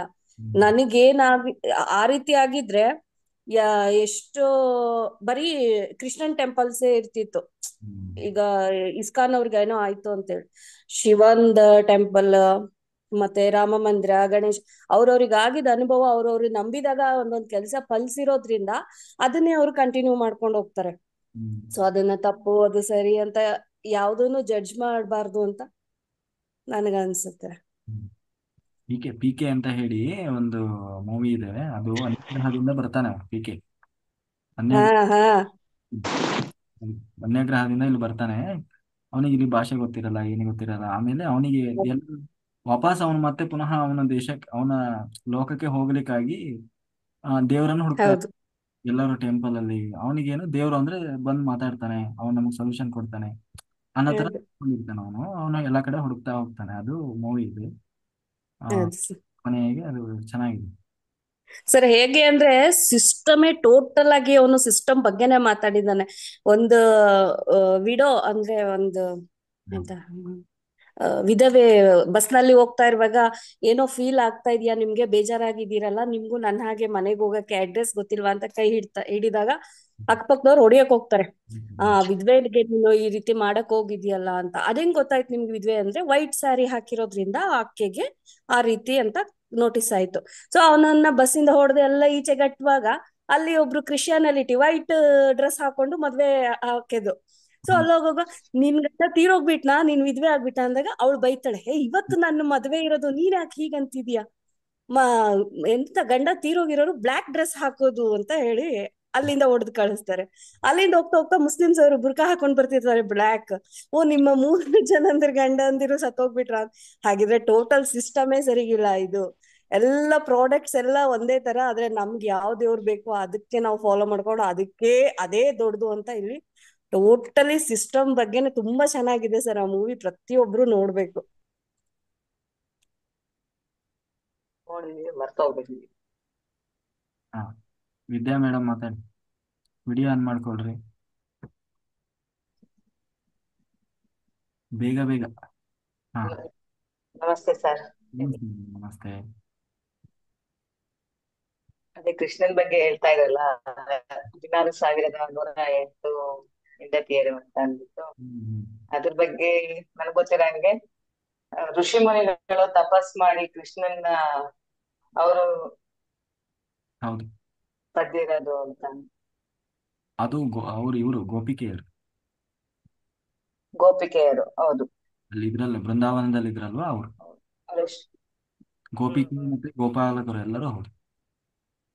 ಅಂದ್ರೆ ಕೃಷ್ಣನ ಜೊತೆಗೆ ನಾವು ಕಾಲ ಕಳಿಬೇಕು ಅಂತ ಬಂದವರು. ಹೌದು. ಇವರಿಗೂ ಹೇಳ್ತಾರೆ, ಯಾರಿಗೂ ಸರ್? ಈ 16,000 ಅಂತಾರಲ್ಲ, ಅವರಿಗೂ ಹೇಳ್ತಾರೆ. ಹಾ, 16,000 ಗೋಪಿಕೆಯರು. Correct madam. ಅವರೆಲ್ಲ ಹಿಂದೆ ಸಾಧನೆ ಮಾಡಿರ್ತಾರೆ, ಅವರಿಗೆ ಪುನಃ ಬಂದಿರ್ತಾರೆ. ಹ್ಮ್. ಅದನ್ನ ನಾವು ನಮ್ಮ ದೃಷ್ಟಿಯಲ್ಲಿ ನೋಡಬಾರದು. ಅವರೆಲ್ಲ ದೇವರು ಮತ್ತೆ ಭಗವಂತ ಮತ್ತೆ ಭಕ್ತರ ನಡುವಿನ ಸಂಬಂಧ ಹೇಗೋ ಹಾಗೆ ಹಾಗೆ ನಾವು ನೋಡಬೇಕು. ತಮ್ಮನ್ನು ತಾವು ಸಮರ್ಪಣೆ ಮಾಡಿಕೊಂಡವರು ಅಂತ ಭಗವಂತನಿಗೆ. ಜಯಲಕ್ಷ್ಮಿ ಮೇಡಮ್ ಮಾತಾಡಿ. ನಮಸ್ತೆ ಮಾಸ್ಟರ್. ಹ್ಮ್. ಕೇಳಿಸ್ತಾ ಇದೆಯಾ ಸರ್? ಹ್ಮ್. ನಮಸ್ತೆ ಹೌದು. ಮಾಸ್ಟರ್ ಅವರಿಗೆ ಅನಂತ ಕೋಟಿ ಧನ್ಯವಾದಗಳು. ಆಮೇಲೆ ಅದು PK ಮೂವಿ, ಅದು ಹಿಂದಿ ಮೂವಿ ಅದ ಮತ್ತೆ. ಹಾ, ಹೇಳಿ ಮೇಡಮ್, ಬಾಲಿವುಡ್.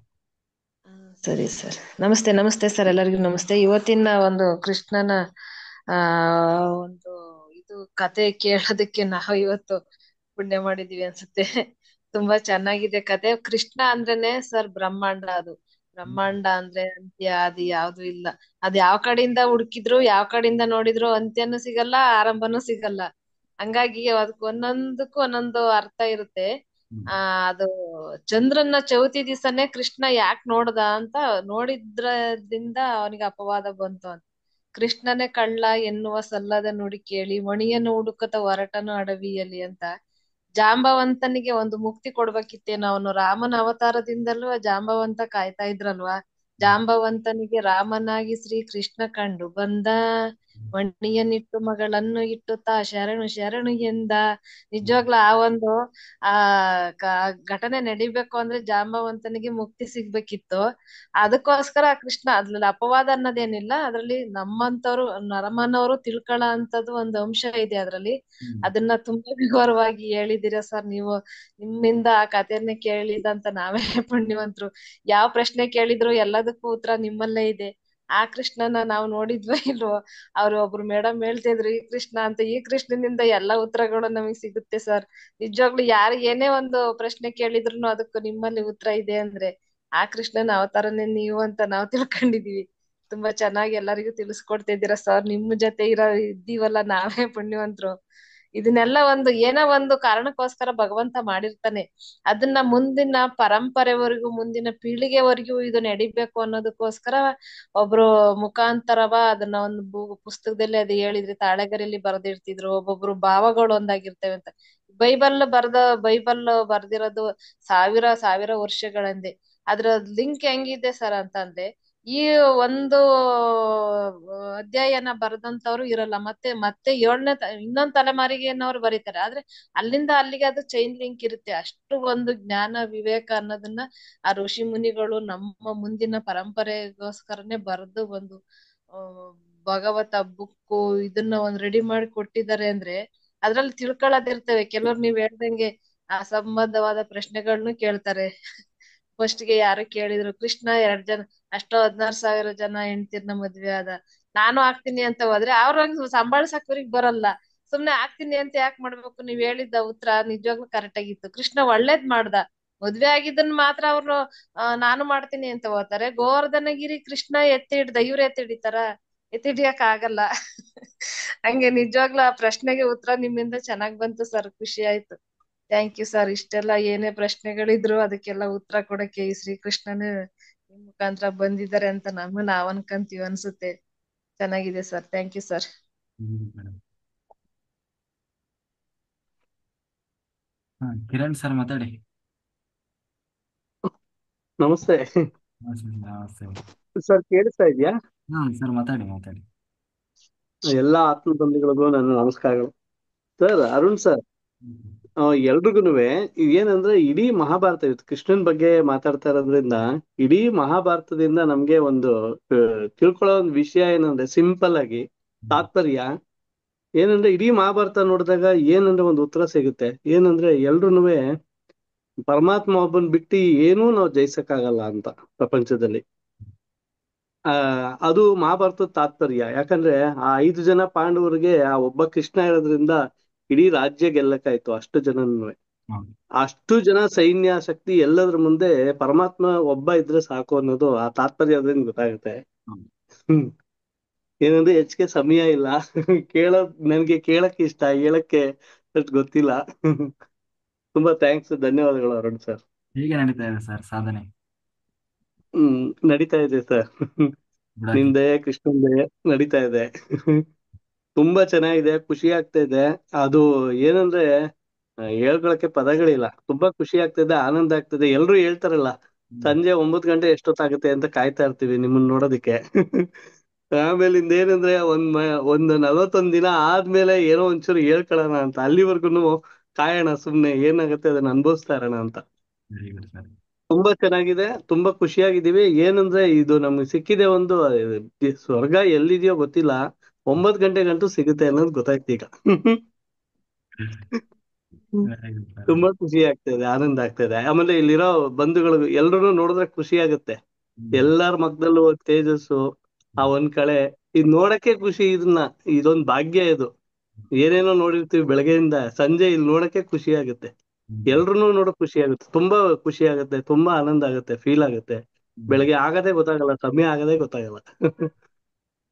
ತುಂಬಾ ಖುಷಿ ಆಗ್ತಾ ಇದೆ ಸರ್. ನಿಮ್ಗಂತೂ ಕೋಟಿ ಕೋಟಿ ನಮನಗಳು. ನಮ್ಗೆ ಏನು ರಾಯರದಿಂದ ನೀವು ಸಿಕ್ಕಿದೀರಾ. Thank you sir, thank you sir. Savita master ಮಾತಾಡಿ. ನಮಸ್ತೆ ಸರ್. ನಮಸ್ತೆ ಮೇಡಮ್. ಎಲ್ರಿಗೂ ನಮಸ್ಕಾರಗಳು. ಭಗವತಿ ಅನ್ಸರಿ. ಹೇಳಿ.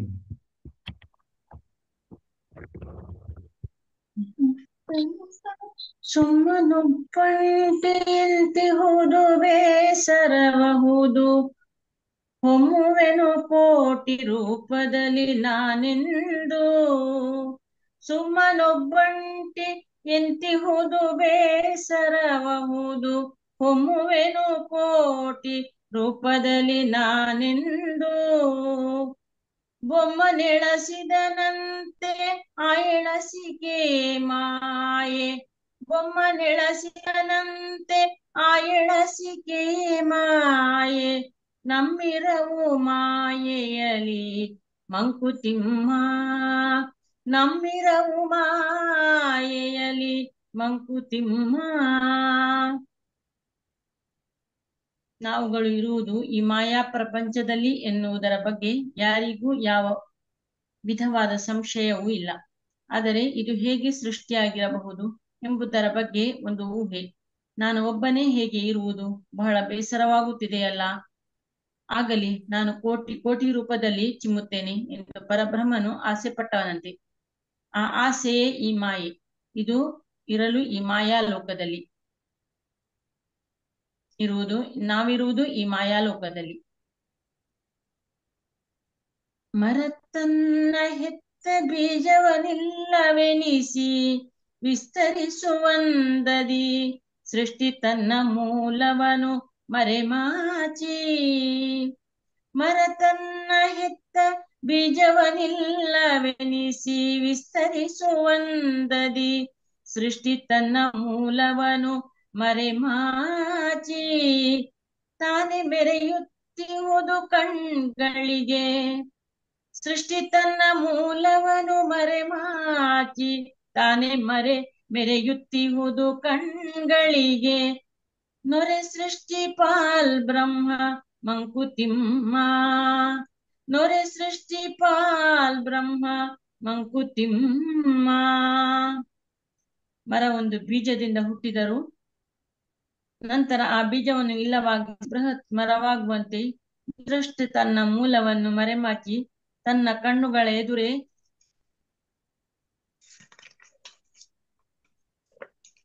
ತಾನೇ ಮೆರೆಯುತ್ತಿರುತ್ತದೆ. ಹಾಲನ್ನು ನಾವು ಒಂದು ಪಾತ್ರೆಯಿಂದ ಇನ್ನೊಂದು ಪಾತ್ರೆಗೆ ಹಾಕಿದಾಗ ಮೇಲೆ ನೊರೆ ಬಂದು ಕೆಳಗಿನ ಹಾಲು ಕಾಣದಿರುವಂತೆ ಈ ಸೃಷ್ಟಿ ಕೇವಲ ನೊರೆ ಮಾತ್ರ. ನಾವು ಕೆಳಗಿರುವ ಆದರೆ ಕೆಳಗಿರುವ ಹಾಲು ಪರಬ್ರಹ್ಮ. Thank you sir. Vishalamurthy madam ಮಾತಾಡ್ತೀರಾ? ನಮಸ್ತೆ ಸರ್. ಆವಾಜ್ ಬರ್ತಾ ಇದೆಯಲ್ಲ ಸರ್? ಹಾ, ಬರ್ತಾ ಇದೆ ಸರ್. ವಾಯ್ಸ್ ಕೇಳಿಸ್ತಾ ಇದೆಯಾ? ಹೇಳಿ ಮೇಡಮ್, ಹೇಳಿ. ಓಕೆ. ನಾನು ಗೂಢಕೀಗೆ ಹೀಗೆ ಒಂದೆರಡು ಲೈನ್ ಬರ್ದಿದ್ದೀನಿ. ಆಕ್ಚುಲಿ ನಾನು 15 ವರ್ಷ ಆಯ್ತು ಈ ತರ ಅಂದ್ರೆ ಪೂನಾದಲ್ಲಿ ಇರೋದು. ಕನ್ನಡ ಈ ಗೂಢಕೇಶಕ್ ಬಂದಾಗಿಂದ ಸ್ವಲ್ಪ ವಚನಗಳು ಆ ತರದ್ದೆಲ್ಲ ಕೇಳ್ತಾ ಇದ್ದೀನಿ. ಒಂದು ಕಾಲೇಜ್ ಡೇಸ್ ಅಲ್ಲಿ ಬರಿತಾ ಇದ್ದೆ ಹನಿಗವನನ. ಗೂಢಕೇಶದ ಬಗ್ಗೆ ಒಂದೆರಡು ಲೈನ್ ಬರ್ದಿದ್ದೀನಿ, ಅದನ್ನ ಹೇಳಲಿಕ್ಕೆ ಇಚ್ಛೆ ಪಡ್ತೀನಿ. ಮಳೆ ಬಿಟ್ಟರು ಮರದ ಅದು, ಮಳೆ ಬಿಟ್ಟರು ಮರ ಹನಿ ಬಿಡದು, ನಾ ಬಿಟ್ಟರು ಗೂಢಕೇಶ ನನ್ನನ್ನು ಬಿಡದು, ನಾ ಬಿಟ್ಟರು ಗೂಢಕೇಶ ನನ್ನನ್ನು ಬಿಡದು. ಎರಡನೇದು, ಅಗಲುವುದು ಆಕಸ್ಮಿಕ, ಕೂಡುವುದು ಅನಿವಾರ್ಯ, ನನ್ನ ಜೀವನದಲ್ಲಿ ಗೂಢಕೇಶ ನೆನಪು ಒಂದೇ ಶಾಶ್ವತ. 3, ಹೆಚ್ಚೇನು ಹೆಚ್ಚೇನು ಬರೆಯಲಾರೆ, ಬರೆಯುವೆ ಒಂದನ್ನು, ಎಲ್ಲರೂ ಗೂಢಕೇಶ ಸಾಧನೆ ಮಾಡಲು ಮರೆಯದಿರಿ. ಹೆಚ್ಚೇನು ಹೇಳಲಾರೆ, ಬಿಚ್ಚೇನು ಬರೆಯಲಾರೆ, ಬರೆಯುವೆ ಒಂದನ್ನು, ಎಲ್ಲರೂ ಗೂಢಕೇಶ ಸಾಧಲು ಮರೆಯದಿರಿ. Thank you sir. Very good madam. ಇನ್ನೊಂದ್ಸರಿ ಹೇಳ್ರಿ. ಎಲ್ಲದನ್ನ ಹಾ ಮೇಡಮ್. ಮೊದಲೇದು ಹೇಳ್ತೀನಿ. ಮಳೆ ಬಿಟ್ಟರು ಮರದ ಹನಿ ಬಿಡದು, ಮಳೆ ಬಿಟ್ಟರು ಮರದ ಹನಿ ಬಿಡದು, ನಾ ಬಿಟ್ಟರು ಗೂಢಕೇಶ ನನ್ನನ್ನು ಬಿಡದು, ನಾ ಬಿಟ್ಟರು ಗೂಢಕೇಶ ನನ್ನನ್ನು ಬಿಡದು. ಆಕ್ಚುಲಿ ಇದು ನನ್ನದೇ. ಇದು ನಾನು ಒಂದೇ ದಿನ ಮಾಡ್ಬೇಕು ಅಂತ ಹೇಳಿ ಬಂದಿದ್ದು ಗೂಢಕೇಶ ಮಾಡ್ಲಿಕ್ಕೆ. ಅದು ಹಾಗೆ ಕಂಟಿನ್ಯೂ ಆಯ್ತು. ಎರಡನೇದು, ಅಗಲುವುದು ಆಕಸ್ಮಿಕ, ಅಗಲುವುದು ಆಕಸ್ಮಿಕ, ಕೂಡುವುದು ಅನಿವಾರ್ಯ, ಇದು ಅನಿವಾರ್ಯ, ಜೀವನದಲ್ಲಿ ಕೇಶ ನೆನಪು ಒಂದೇ ಶಾಶ್ವತ, ನನ್ನ ಜೀವನದಲ್ಲಿ ಗೂಢಕೇಶ ನೆನಪು ಶಾಶ್ವತ. 3, ಹೆಚ್ಚೇನಿಲ್ಲಲಾರೆ, ಹೇಳಿ. ಬಿಚ್ಚಲಾರೆ, ಕೇಳಿಸ್ಲಿಲ್ಲ. ಮಾಡಲು ಬ್ರೇಕ್ ಆಯ್ತು ಮೇಡಮ್. ನೆಟ್ವರ್ಕ್. ಮುಂಬೈಯಲ್ಲಿ ನೆಟ್ವರ್ಕ್ ಪ್ರಾಬ್ಲಮ್ ಮೇಡಮ್. ಪುಣೆಯಲ್ಲಿ ಸ್ವಲ್ಪ ಇವತ್ತು ನೆಟ್ ಬಹಳ ಎಲ್ಲದ ಕಡೆ ಯೂಸ್ ಆಗಿ ಸ್ವಲ್ಪ ಪ್ರಾಬ್ಲಮ್ ಆಗಿದೆ. ಹೆಚ್ಚೇನು ಹೇಳಲಾರೆ, ಬಿಚ್ಚೇನು ಬರೆಯಲಾರೆ, ಬರೆಯುವೆ ಒಂದನ್ನು, ಎಲ್ಲರೂ ಗೂಢಕೇಶ ಸಾಧನೆ ಮಾಡಲು ಮರೆಯದಿರಿ. ಕೇಳಿಸ್ತಾ ಸರ್? ಹಾ, ಕೇಳಿಸ್ತು. Very good. ದಿನ ಬರೀತಾರೆ ಮೇಡಮ್. Thank you. ಅದೇ ಸರ್, 15 ನಾನ್ ಕಾಲೇಜ್ ಡೇಸ್ ಅಲ್ಲಿ ಸುಮ್ನೆ ಹಾಗೆ ಬರೀತಾ ಇದ್ಲು. ನನ್ ಮಗಳು ನನ್ ಡೈರಿ ತೆಗೆದು ಓದ್ತಾ ಇದ್ಲು. ಆ ಕನ್ನಡ ಇಲ್ಲಿ ಬಂದಾಗಿಂದಂತೂ ವಚನಗಳು, ಈ ಗೂಢಕೇಶ ಬಂದಾಗಿಂದ ವಚನಗಳು ಹೇಳಕ್ಕೆ ಎಲ್ಲರೂ ಸ್ಟಾರ್ಟ್ ಮಾಡ್ತಿದ್ರಲ್ಲ. ನಾನು ನನ್ನ ಹತ್ರ ಒಂದು 10 ಕೀರ್ತನೆಗಳು ಇತ್ತು. ನೋಡೋಣ ಅಂತ ಹೇಳಿ ನಾವ್ ಸ್ಟಾರ್ಟ್ ಮಾಡಿದೆ ಮೊನ್ನೆಯಿಂದ. ಅದಕ್ಕೆ ನೋಡೆ ಬರ್ಲಿಕ್ಕೆ ಆಗ್ತದ ಅಂತ ಹೇಳಿ ಅದೇ ಒಂದೆರಡು ಲೈನ್ ಸುಮ್ನೆ ನನಗನ್ಸಿದ್ದು, ನಂದಲ್ಲಿ ನಡೆದಿದ್ದು ಗೂಢಕೇಶ ಬಂದಾಗಿಂದ ನಾ ಒಂದು ದಿನ ಮಾಡ್ಬೇಕು ಅಂತ ಹೇಳಿ ಬಂದೆ. ಅದನ್ನ ಅದು ಅದೇ ಖುಷಿ ಆಗ್ತಾ ಇದೆ. Very good madam. Thank you sir. ಯಾರಾದ್ರೂ ಹಾಡು ಬರೀರಿ, ಗೂಢಕೇಶ ಬಗ್ಗೆ ಹಾಡು ಬರೀರಿ. ಅದಕ್ಕೊಂದು ಮ್ಯೂಸಿಕ್ ಡೆವಲಪ್ ಮಾಡಿ. ಈ ತರ ಯಾರಲ್ಲಾದ್ರೂ ಆ ಒಂದು ಕಲೆ ಇದ್ರೆ ಗೂಢಕೇಶ ಬಗ್ಗೆ ಒಂದು ಹಾಡು ಬರೋದು, ಒಂದು ಮ್ಯೂಸಿಕ್ ಎಲ್ಲ ಡೆವಲಪ್ ಮಾಡಿ ಒಂದು ಸಾಂಗ್ ಮಾಡಿ. ಯಾರಾದ್ರೂ ಈಗ ಸಂಗೀತ, ಮ್ಯೂಸಿಕ್ ಇದರಲ್ಲೆಲ್ಲ ಇರ್ತೀರಲ್ವಾ, ಆ ಥರ ಯಾರಾದ್ರೂ ಮಾಸ್ಟರ್ಸ್ ಇದ್ರೆ. Very good. ಓಕೆ ಮಾಸ್ಟರ್ಸ್, ಎಲ್ಲರೂ ಈಗ ನಾವು ಸಂಕಲ್ಪ ಮಾಡೋಣ, ವಾಟರ್ ರೆಡಿ ಮಾಡ್ಕೊಳ್ಳಿ. ಎಲ್ಲರೂ ಚೇರಲ್ಲಿ ಕುತ್ಕೊಂಡು ಧ್ಯಾನ ಮಾಡಿ, ಆಮೇಲೆ ಇವಾಗಿಂದಲೇ ಪ್ರಾಕ್ಟೀಸ್ ಮಾಡಿ. ಯಾರೆಲ್ಲ ಇನ್ನೂ ಉಡುಪಿ ಧ್ಯಾನ ಯಜ್ಞಕ್ಕೆ ರಿಜಿಸ್ಟ್ರೇಷನ್ ಮಾಡ್ಕೊಂಡಿಲ್ಲ ಎಲ್ಲರೂ ಮಾಡ್ಕೊಳ್ರಿ, ಆಯ್ತಾ?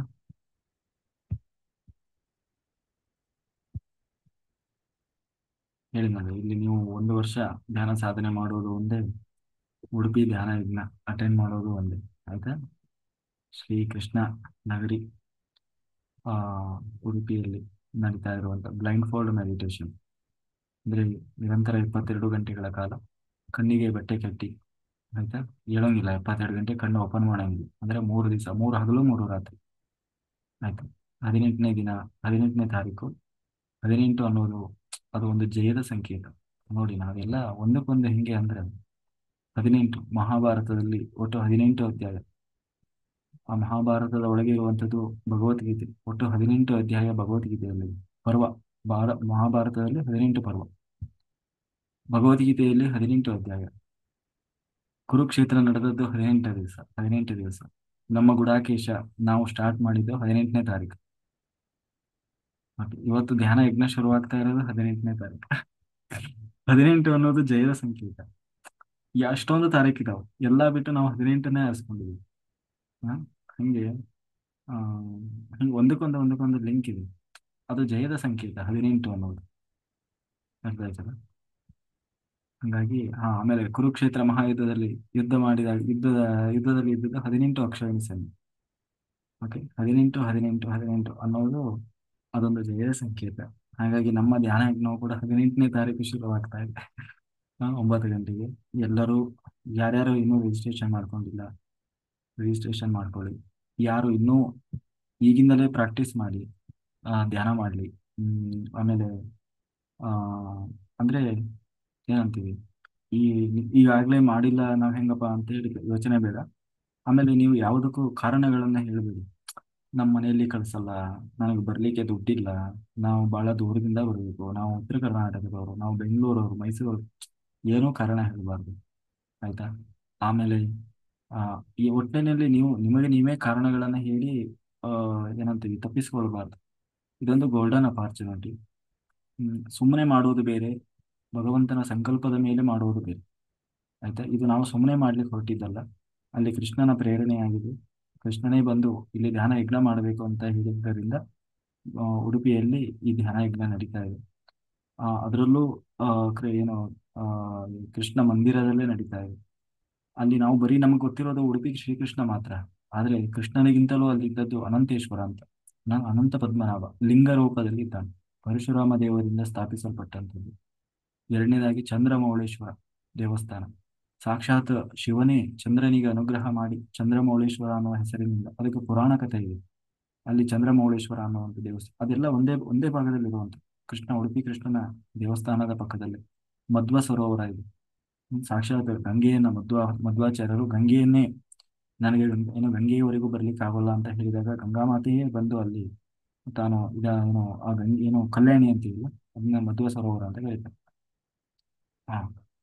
ಅಷ್ಟಮಠಗಳಿದ್ದಾವೆ, ನಿರಂತರವಾಗಿ ಗೀತಾ ಪಾರಾಯಣ ನಡೀತಾ ಇರ್ತದೆ ಅಲ್ಲಿ. ಪ್ರತಿನಿತ್ಯ ಗೀತೆ, ಭಗವದ್ಗೀತೆ, ಬ್ಯಾಚ್ ಮೇಲೆ ಬ್ಯಾಚ್, ಒಂದು ಬ್ಯಾಚ್ ಆದ ತಕ್ಷಣ ಮತ್ತೆ ಇನ್ನೊಂದು ಬ್ಯಾಚ್, ನಿರಂತರವಾಗಿ ಗೀತಾ ಪಾರಾಯಣ ನಡೀತಾ ಇರ್ತದೆ. ನಿರಂತರವಾಗಿ ಕೃಷ್ಣ ಅಲ್ಲಿ ಒಳಗಡೆ ಕೃಷ್ಣನ ಒಂದು ಒಳಗಡೆ ಕೃಷ್ಣ ಮಂತ್ರ ಜಪ ನಡೀತಾ ಇರ್ತದೆ, ಭಜನೆ ನಡೀತಾ ಇರ್ತದೆ. ಅಂದ್ರೆ ನಿರಂತರವಾಗಿ ಆ ಒಂದು ವೈಬ್ರೇಷನ್, ಆ ಒಂದು ಜಾಗವೇ ಅಷ್ಟು ಕೃಷ್ಣ ಭಕ್ತಿ ಮತ್ತೆ ಭೂಲೋಕದ ಏನಂತೀವಿ ವೈಕುಂಠ ಅಂದ್ರೆ ಹೇಳಿ ಏನೋ ಇದಾಗಲ್ಲ, ಅಂತಹ ಒಂದು ಜಾಗದಲ್ಲಿ ಆ ಕೃಷ್ಣನ ಒಂದು ಇದರಲ್ಲಿ ನಾವು ಧ್ಯಾನ ಮಾಡುವ ಅವಕಾಶ ಅದು ಎಲ್ಲರಿಗೂ ಸಿಗುವಂಥದ್ದಲ್ಲ.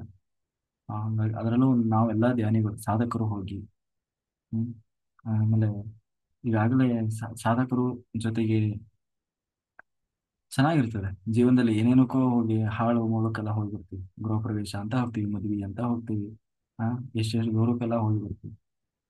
ಏನಿಲ್ಲ, ಹೋಗ್ಲಿಲ್ಲ ಅಂದ್ರೆ ಅವ್ರು ಬೇಜಾರಾಗ್ತಾರೆ ಅಂತ. ಅಲ್ಲಿ ಹೋಗಿ ಇನ್ನೇನೇನೇನೋ ಮಾಡ್ಕೊಂಡು ಹೋಗ್ಬಿಡ್ತೀವಿ ನಮ್ಮ ಆತ್ಮೋದ್ಧಾರಕ್ಕಾಗಿ ಅಂತ ಹೇಳಿ. ನಾವು ಒಂದು ಇದಕ್ಕೆ ಹೋದ್ರೆ ಫಾರಿನ್ ಟ್ರಿಪ್ಪಿಗಳಿಗೆ ಹೋಗ್ತೀವಿ, ಪ್ರವಾಸ ಅಂತ ಹೇಳಿ ಎಲ್ಲೆಲ್ಲಿಗೂ ಹೋಗ್ತೀವಿ ಅಲ್ವಾ? ಅದೆಲ್ಲ ತಪ್ಪು ಅಂತ ನಾನು ಹೇಳ್ತಿಲ್ಲ. ಅದರ ಜೊತೆಗೆ ನಮ್ಮ ಆತ್ಮೋದ್ಧಾರಕ್ಕಾಗಿಯೂ ಕೂಡ ನಾವು ಸ್ವಲ್ಪ ರಿಸ್ಕ್ ತಗೋಬೇಕಾಗ್ತದೆ ಅಲ್ವಾ. ಹಾಗಾಗಿ ಇದೊಂದು ಅಪಾರ್ಚುನಿಟಿ, ಗೋಲ್ಡನ್ ಅಪಾರ್ಚುನಿಟಿ. ಎಲ್ಲರೂ ಸಂಕಲ್ಪ ಮಾಡಿ, ನಾನು ಅಲ್ಲಿ ಹೋಗಿ ಖಂಡಿತ ಅಟೆಂಡ್ ಮಾಡೇ ಮಾಡ್ತೀನಿ. ಅದಕ್ಕೆ ಬೇಕಾದಂಥ ವ್ಯವಸ್ಥೆ ಅನುಕೂಲತೆಯನ್ನು ಭಗವಂತ ನನಗೆ ಎಲ್ಲ ಮಾಸ್ಟರ್ಸ್ ಅನುಕೂಲ ಮಾಡಿಕೊಡಿ. ಯಾರನ್ನ ಯಾಕೆ ಕೇಳ್ತೀರಿ? ಅಲ್ಲಿರುವ ಕೃಷ್ಣನನ್ನೇ ಕೇಳಿ, ಉಡುಪಿ ಕೃಷ್ಣ, ನಾನು ನಿನ್ನಲ್ಲಿ ಬಂದು ಆ ಒಂದು ಧ್ಯಾನ ಯಜ್ಞದಲ್ಲಿ ನಾವು ಭಾಗವಹಿಸ್ಬೇಕು, ಅದೇನ್ ಮಾಡ್ತೀವಿ ಗೊತ್ತಿಲ್ಲ, ನೀನು ನನ್ನನ್ನು ಕರೆಸಿಕೊಳ್ಳಬೇಕು ಅಂತ ಹೇಳಿ ಸಂಕಲ್ಪ ಮಾಡ್ಕೊಳ್ರಿ. ಆಯ್ತಾ? ಖಂಡಿತ ಅದು ಎಲ್ಲರಿಗೂ ಸಾಧ್ಯ ಇದೆ. ಬನ್ನಿ, ಎಲ್ಲವನ್ನೂ ಎಕ್ಸ್ಪೀರಿಯನ್ಸ್ ಮಾಡಬೇಕು. ಭಗವಂತ ಒಂದು ನಮಗೆ ಅವಕಾಶ, ಜನ್ಮದಲ್ಲಿ ಅವಕಾಶ ಕೊಟ್ಟಿದ್ದಾನೆ, ಅದನ್ನು ನಾವು ಸಂಪೂರ್ಣ ಸದುಪಯೋಗ ಮಾಡ್ಕೊಳ್ಬೇಕು. Golden ಅಪಾರ್ಚುನಿಟಿಗಳನ್ನು miss ಮಾಡ್ಕೊಳ್ಬಾರ್ದು. 1 ವರ್ಷ ಗುಡಾಕೇಶ ಸಾಧನೆ ಮಾಡಿದರೆ ಏನು ಶಕ್ತಿ ಇರ್ತದೋ ಆ ಶಕ್ತಿ ಜಾಗೃತ ಆಗ್ತದೆ ನೋಡಿ. Very good. ನಮ್ಮ ಯಜಮಾನ್ರು ಬಿಡಲ್ಲ, ನಮ್ಮ ಹೆಂಡತಿ ಬಿಡಲ್ಲ, ಏನು ಕತೆ ಹೇಳ್ಬಾರ್ದು. ಆಯ್ತಾ? ನೀವು ಸಂಕಲ್ಪ ಮಾಡಿ ನೀವು ಒಂದು ಹೆಜ್ಜೆ ಮುಂದಿಟ್ರೆ ಭಗವಂತ ಅವರಿಗೆ ಎಲ್ಲ ಮನಸ್ಸು ಕೊಡ್ತಾನೆ, ಮುಂದೆ ಏನೋ ಒಂದು ಆಗ್ತದೆ ಅಲ್ವಾ. ಎಲ್ಲರೂ ರಿಜಿಸ್ಟ್ರೇಷನ್ ಮಾಡ್ಕೊಳ್ಳಿ. ಓಕೆ ಮಾಸ್ಟರ್ಸ್, ನಾವೀಗ ಸಂಕಲ್ಪ ಮಾಡೋಣ. ಬೆಳಿಗ್ಗೆವರೆಗೂ ಎಲ್ಲರೂ ಧ್ಯಾನ ಮಾಡಿ, ಚೇರ್ ಮೇಲೆ ಕುತ್ಕೊಂಡು ಧ್ಯಾನ ಮಾಡಿ. ಆಯ್ತಾ?